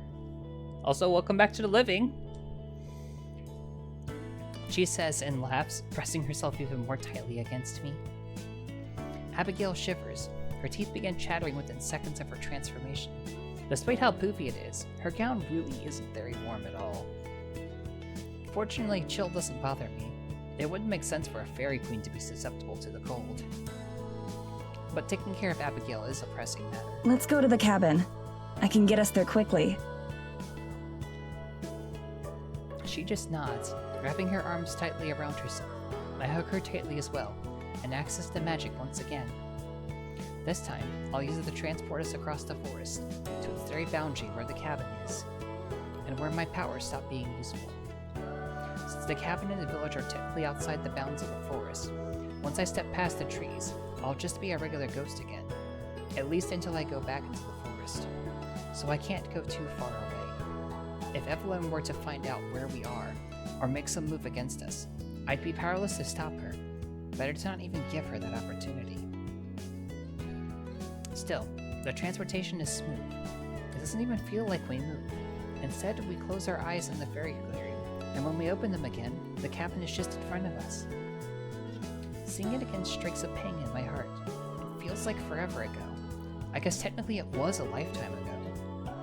There's no time to get sentimental though, not when Abigail's like this. Instead, we hurry to the front door. Miraculously, the door is unlocked. I guess Morgan and Tara had more important things to worry about than locking up the last time they were here. It's something like that. We rush inside, and I turn on both the lights and the heater. As warm air cranks out, Abigail's relief is palpable and immediate. She settles down onto one of the chairs, comfiness outweighing even her curiosity for just a moment. Better? Much. She luxuriates in the feeling, eyes closed in bliss. Her fingers absentmindedly scrape against the soft cushion of the couch, which she presses her back into. It's so soft! Oh, here we go. The I have a body again phase. Then she leaps to her feet, zooming towards the kitchen. She drags her fingers along every different surface as she goes, stopping to examine most of them. She rubs the edge of the counter. Madison, it's so smooth and cold. At the sink, she examines the faucets intently before spinning one of them. Cold water pours out over her hands, and she yelps in shock but quickly grins. Madison, it's like a river. Yeah, right, modern plumber didn't exist back then in her day. Then she reaches the heater, which is pretty much keeping her alive right now. Like a cat, she basks in front of it, relishing the warmth. Each sensation seems to bring her immeasurable joy. For me, it had been a couple of weeks. For Abigail, it had been 200 years without feeling warmth, or cold, or textures. I watch fondly. I wish we had more time to enjoy ourselves, more time to show her modern things, like films. I remind myself that I can't think like that.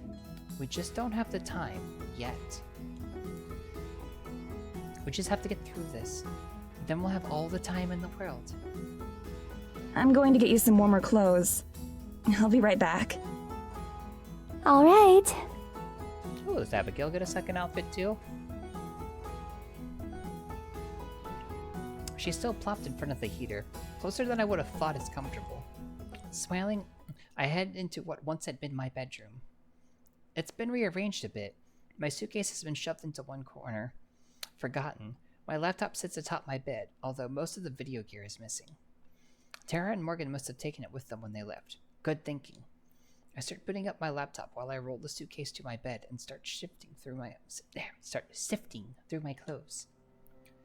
After everything I've been through, the actions feel so mundane that I have to give myself a second just to let it all sink in. Everything's been moving so fast since that night Abigail and I kissed by the water. There's hardly been a chance to breathe. Still, being back on familiar territory with familiar comforts is reassuring. It makes me feel like a human again. Something as simple as being able to push a button on my computer and watch it respond is a little miracle that I don't think I'll take for granted again. Getting used to the necessities of normal life, like eating and sleeping, will definitely take some time though. Same with keeping warm. Oh goodness, you're gonna have to feed Abby at some point. Well, or maybe she still remembers how to cook. No, even if she remembered how to cook, she wouldn't be able to do it with modern equipment. Unfortunately for Abigail, my clothes are the only option she has. They won't fit her as well, but they should be better than that nightgown she's been wearing for so long. You're magic! Couldn't you have given her warmer clothes when you brought her back? Just saying, I mean, if the body she has is her spirit embodied, it's not like the outfit came with it. I complete the outfit with a cute hat. I hope she likes it. Here you go. They're not the best fit, but they should at least keep you warm. Abigail hurries over and reverently takes the bundle from me. Are these your clothes? Yeah, they are. I hope that's okay. She holds the bundle to her chest. I'll treasure them. I show her to the bedroom and also explain how everything works. I have to admire her restraint in just accepting everything modern in stride. Oh, the mental overwhelm will probably come later. Abigail reappears in some of Madison's clothes, wearing a warmly knit hat, long gray skirt, and purple coat. She does get a new outfit!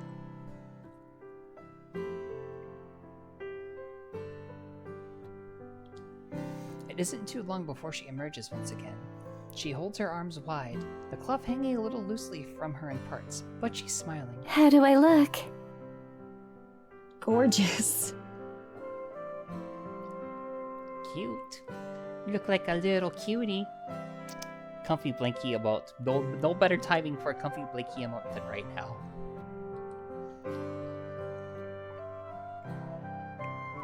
That's the word I managed to stammer out, though there's a whole slew of them that would work. Call me biased, but I think my clothes look better on her than on me. That is the sound of a girl who likes girls. Giggling, she does a slow spin, showing off more. The person who chose them has wonderful taste. Abigail gets comfortable in the living room while I grab my laptop from the bed. I sit down beside her, turning it so she can see. This is a computer. It can do a ton of things, but it also lets people talk via long distances. And that's how you're going to contact Tara? Right. Abigail watches with rapt attention as I open a browser and wait for the painfully slow internet to load my email. There are so many different pictures and words. Don't you ever lose track of where you are? Not really. You get used to it. Surely you're being modest.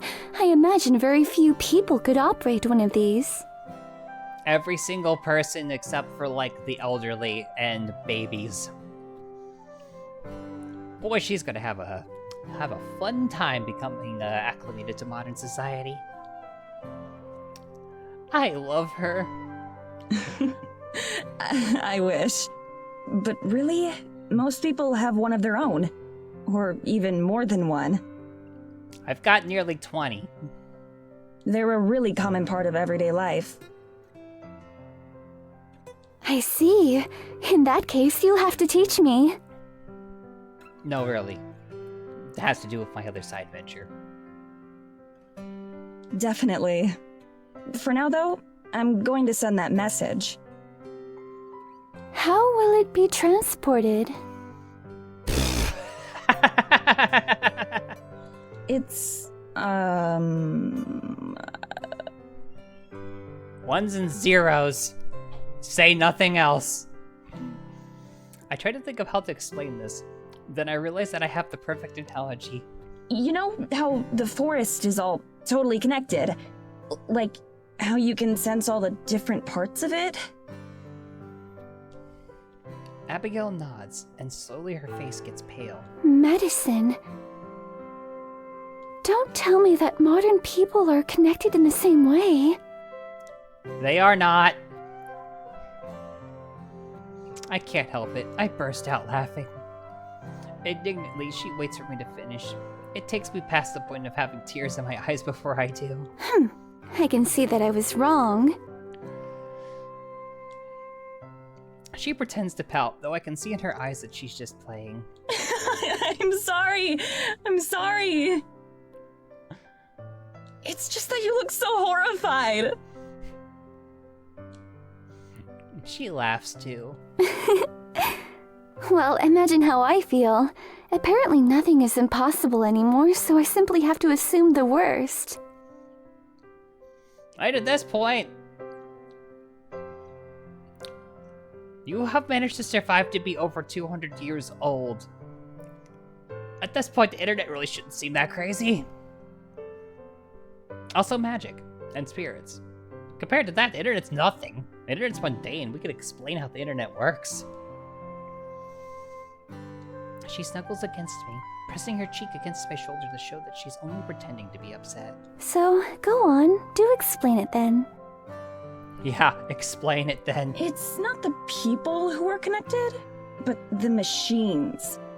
If you have a computer, you can send a message instantly to any other computer in the world. More or less. It's more complicated than that, but that's the easy way to put it. Yeah, that's fair. I see. So you're going to send a message to Tara's computer. Right. I'm going to tell her to come and meet us here. I hope she'll believe it's me. I'm sure that she'll know, somehow. I nod, entering Tara's email address into the field. It feels absurdly formal to be sending an email of all things to get in touch with her. I don't think we've ever had an email conversation in our lives. I leave the subject line blank. Anything I could put there would feel comical. I don't really know how to word the rest of this message, so I don't think about it. I just put my fingers to the keys and start to type. Text shines on the screen. Dear Tara, I know this is gonna sound kind of hard to believe.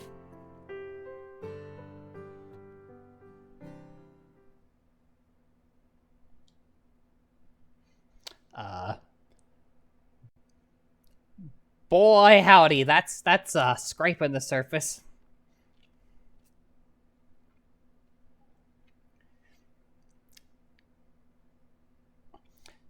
I'm acquainting Abby with modern technology when the sound of loud voices from outside interrupts me mid-sentence. Well, one very obnoxiously loud voice. I only know one person who could make a racket like that. Oh good, we skipped past the they don't believe it, it might be Evelyn fucking with us bit. I was worried that we might have to wait for this part.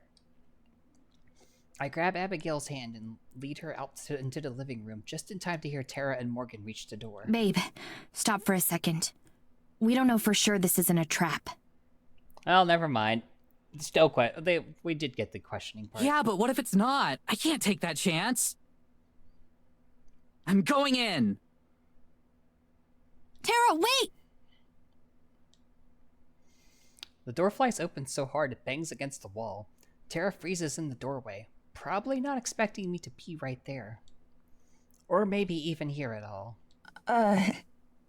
Hey.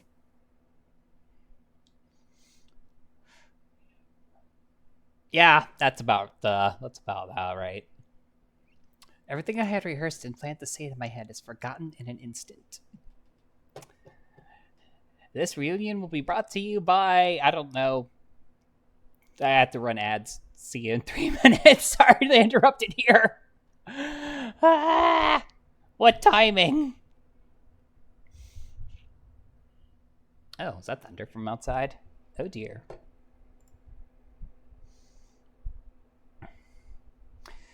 Well.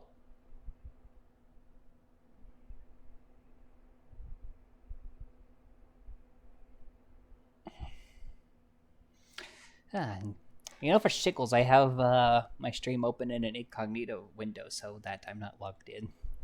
I'm morbidly curious as to see what ads play.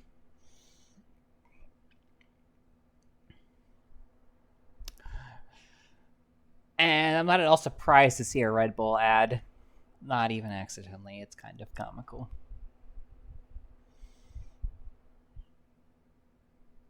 Hey, if I say I drink Monster, you think that'll influence the, influence what ads show up?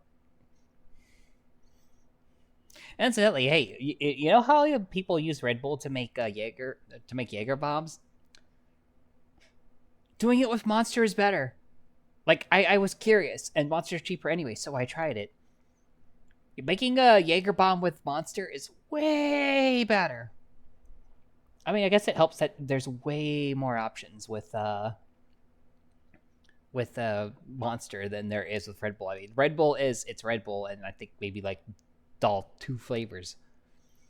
Whereas like there's a lot of different variations of Monster. I mean, I probably wouldn't make a Jaeger bomb with Java Monster. Actually, no, maybe I would.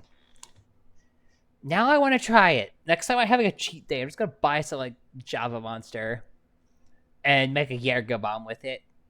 It'll probably be disgusting, but I want to know. Who knows? Maybe I'll like it. It's not like I've never made coffee-based drinks before. Like, and I mean, I do have some nice coffee liqueur. Well, maybe not this specific idea, but maybe something with... I'll definitely do something with coffee liqueur for y'all on the Mixology stream. I need to come up with some stuff. I mean, there's stuff that I've come up with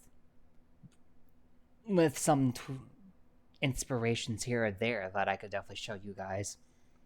It's not like I don't have a ton of like drinks that I've just come up with myself. Like, I have the drink that I've dubbed the Little Namekian, which it's a whiskey sour with Midori in it. The reason why I call it the Little Namekian is it's green because Midori, and because it's also a whiskey sour, so it's got like a nice white head to it, which is kind of like the white tunics that the Namekians wear. Oh, that's a loud thunder. And with that, time for more plot. Everything I had rehearsed and planned to say in my head is forgotten in an instant. Somehow, this feels more unreal than anything else so far. I never had time to doubt any of the stuff that's happened to me. I had plenty of time to doubt that I'd see Terra again. Terra's mouth flaps up and down like a nutcracker statue. I don't think she forms a single coherent word. Morgan approaches from behind and places a protective hand on Terra's shoulder, which seems to reset her. She rubs her eyes as she stares at me. Either she doesn't believe what she's seeing, or she's about to cry. Maybe both. You've changed your look a little bit, huh? Oh boy, have we got some shit to tell you about. When she finally speaks, her voice shakes like crazy. You like it? Terra gives me a slight nod. It makes you look like a total nerd. Oh, god dang it. Without another word, she bursts into tears. She doesn't even hesitate a moment before bounding forward like an excited, tear-stained racing dog. I spent so long worrying about her that seeing her safe and sound, in the flesh, is almost too much to handle. There are so many things that were left unsaid or unresolved. I'm just glad that there's time to fix that now. I thought you were dead. Yeah, funny story that, actually. She was! She got better. Me too. We both burst into laughter, still punctuated with sobs. But at least we both have the clarity of mind to tell that this hug has gone on for way too long. When we split apart, she has a big dumb grin on her big dumb face. Welcome back, Mads. Good to be back, Terra. Our reunion over, Morgan finally steps forward, taking Terra's hand in her own. She smiles at me, her expression soft for once. Hey, Maddie. It's good to see you again. Her voice is as calm as ever, but the wide, genuine smile on her face tells me that these last couple of weeks have changed her as much as they changed me. You too, Morgan. I feel like I should say something more than that, but I know neither of us is as much for words. It's nice to have someone else around who feels the same way for once. Before anything else, Yeah. there's someone I'd like to introduce you to. I turn to gesture for Abigail, but at first she's nowhere to be seen. Then, I spot a familiar flash of pink and purple lingering by my bedroom door. Right, we spent so long together that I had forgotten how timid she was when we first met. Her eyes are wide as she wrings her hands, looking from me to Terra and back. Terra and Morgan look just as shocked once they notice her. I head over to where Abigail is and take her hand. They're okay. I promise. She nods, letting herself be led back into the living room. Terra, Morgan, I'd like you to meet Abigail. I pause for a moment. She's my girlfriend. Yeah, that works. Whoa, we do have a lot to catch up on. You have no idea. She turns to face Abigail. I'm Terra. I've been friends with Maddie for forever. It's nice to finally meet you, Terra. I've heard a lot about you. Hell yeah! All good things, I hope? Mostly. Indeed, mostly. I'll take it. Morgan steps forward too. Morgan, nice to meet you.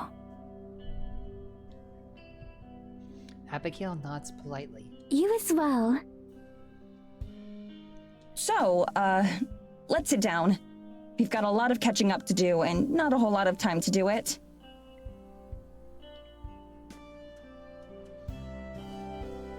The four of us move to the couch and sit down.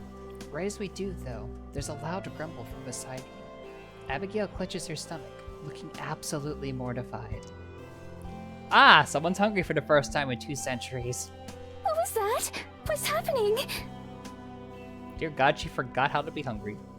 Oh, yeah. We should probably eat something. Eat. Her eyes light up.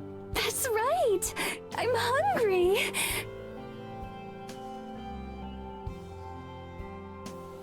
Morgan and Tara look baffled. I can't blame them for that one.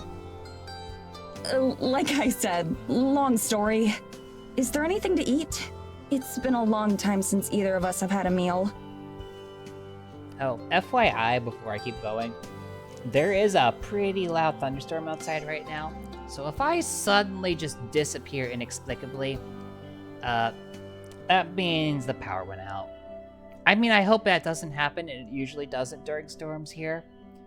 But there is a chance that the power could flicker long enough for the stream to just be like, nope. So, don't freak out. I'll just join chat on my phone if that happens and be like, hey, power died. Because I don't want everybody to like freak out and think something bad happened. I'll make us some breakfast. Cross your fingers for pancake mix. She hasn't eaten in 2 centuries. She's gonna love it.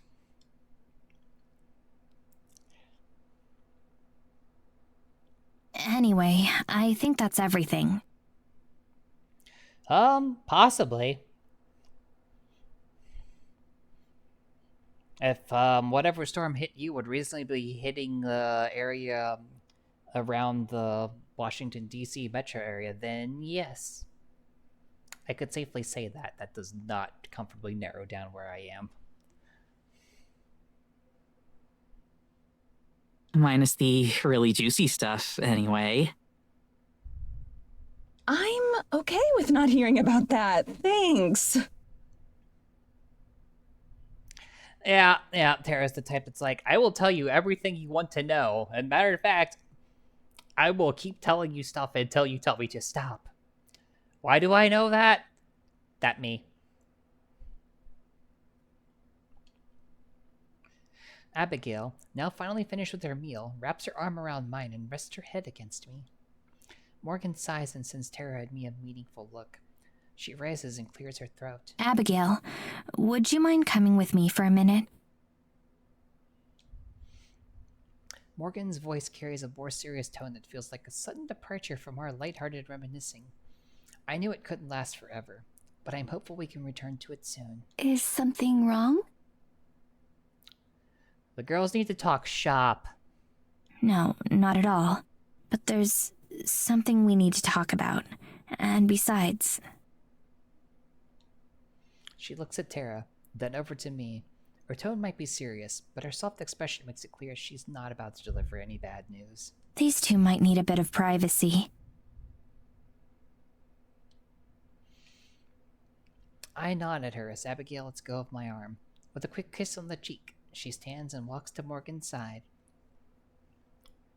Something in Illinois. Yeah, that would eventually make its way over here. The two of them head towards the bedrooms, leaving Tara and I to stare at each other in silence. We look away from each other awkwardly as I try to think of what to say. Should I speak first? Should I wait for her? What do I say? She knows how much I missed her, but there was so much tension between us before I died. I never had a chance to apologize for hiding Abigail, or for how I handled telling her I was going to quit. I take a deep breath and raise my head. I just need to go for it. I spent enough time waiting to speak.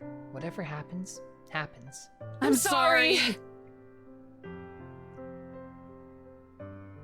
I shouldn't have... It was really shitty of me to...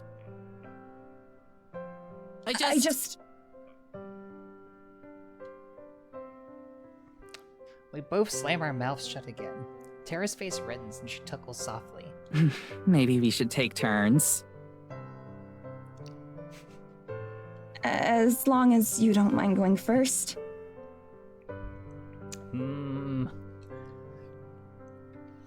She She takes a long, overly dramatic breath and closes her eyes. I know I was shitty to you about leaving. I should have listened to you and accepted it instead of being all bitter and passive-aggressive. And I know I was even shittier once we got evidence. I shouldn't have frozen you out like that.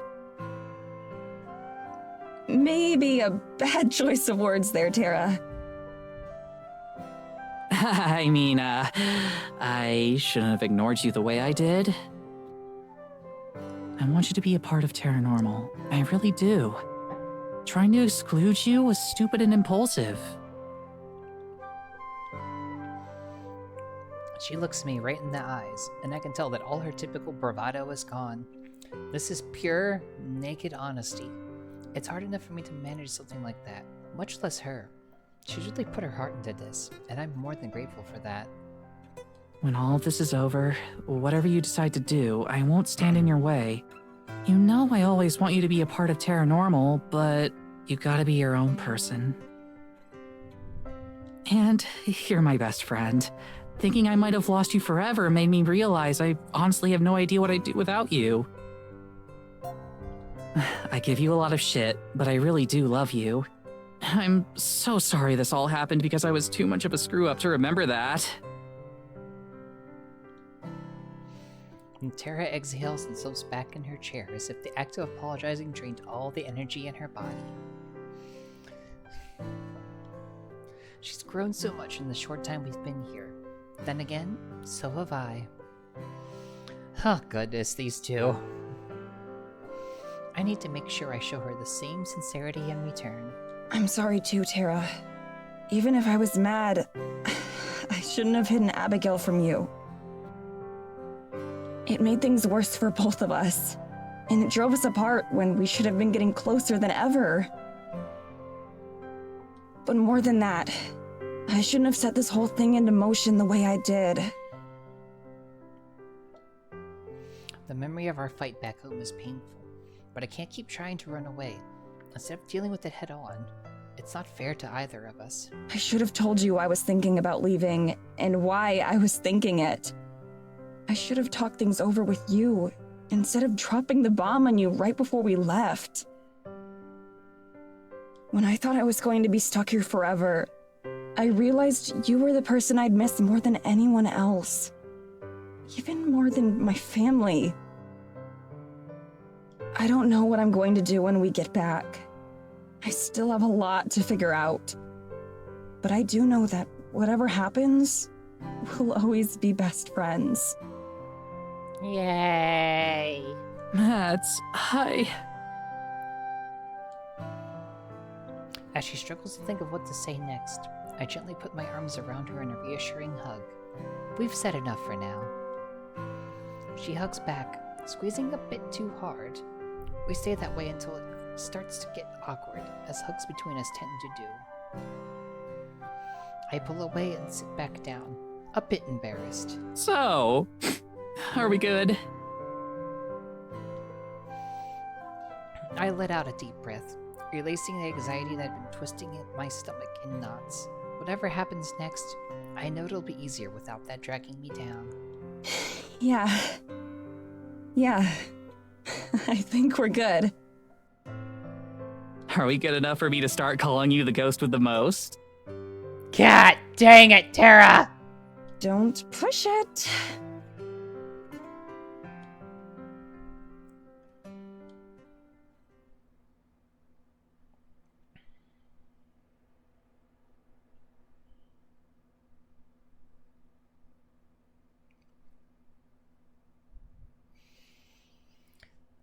Okay, I think this is a good spot to call it for tonight.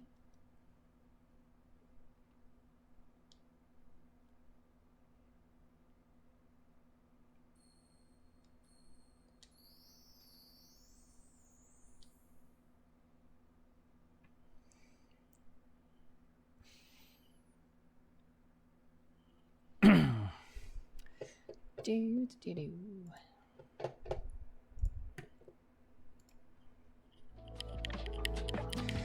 Alrighty. Well, everybody's gotten together again. That's a good thing. So, at least we now know they're all going to be able to team up together for the coming conflict against Evelyn. Hopefully the 4 of them together can do something. I will take a suggestion. Let me see if there's anyone on that I really want to raid into, but if there's someone like I'm like super feeling, then yeah, sure. Give me a moment to poke around. Who's on right now?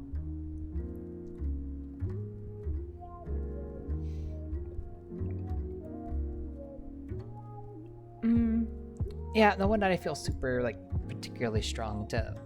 I don't have a particularly strong notion to rate anyone in particular from who's on in my follow list, so I'll take a suggestion.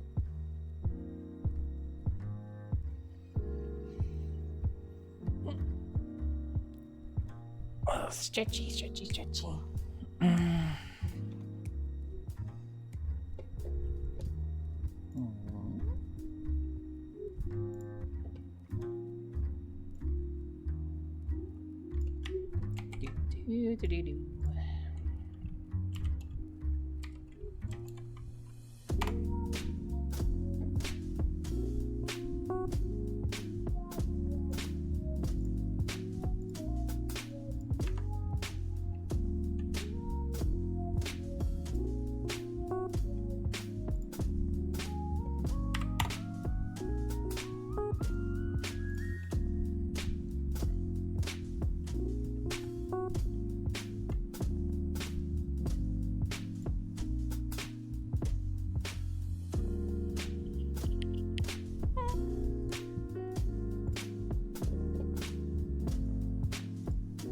Seems like a fun time to me. I'll give that. Why not? After all, getting chances to interact with new people is always more fun. So, before we do that, we've got raid message 1. And if you're supper, we've got raid message the 2nd.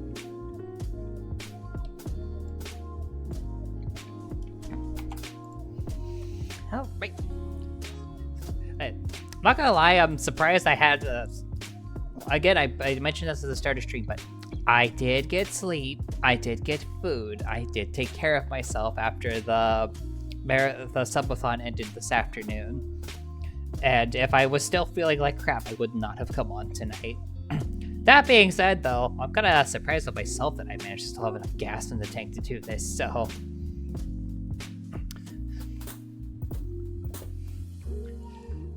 And once I have a full night's rest, I'll be back to my normal self. So, I'll plan out the week ahead in more detail later, but for now, I can tell you all that we'll be doing our usual Touhou Sunday tomorrow night with the classic, the embodiment of Scarlet Devil. And then we'll be back here on Monday for some more Heart of the Woods. Before diving into Tile Tuesday. And then for the rest of the week, we'll be going back and forth between Heart of the Woods. And mayhaps I might start working on assembling one of those... Sorry about that. Start assembling one of those streams that I promised you all. So, look forward to it, everybody. Now let's get this raid started.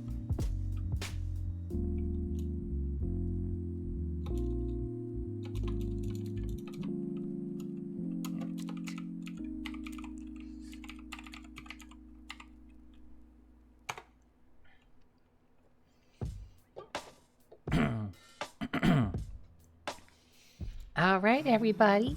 Have a good night, day, whatever time it is in your area of the world. And, God's willing, we'll hopefully see you here tomorrow night for Touhou Sunday. Until then, take care, everybody. Bye-bye. Wang, wang!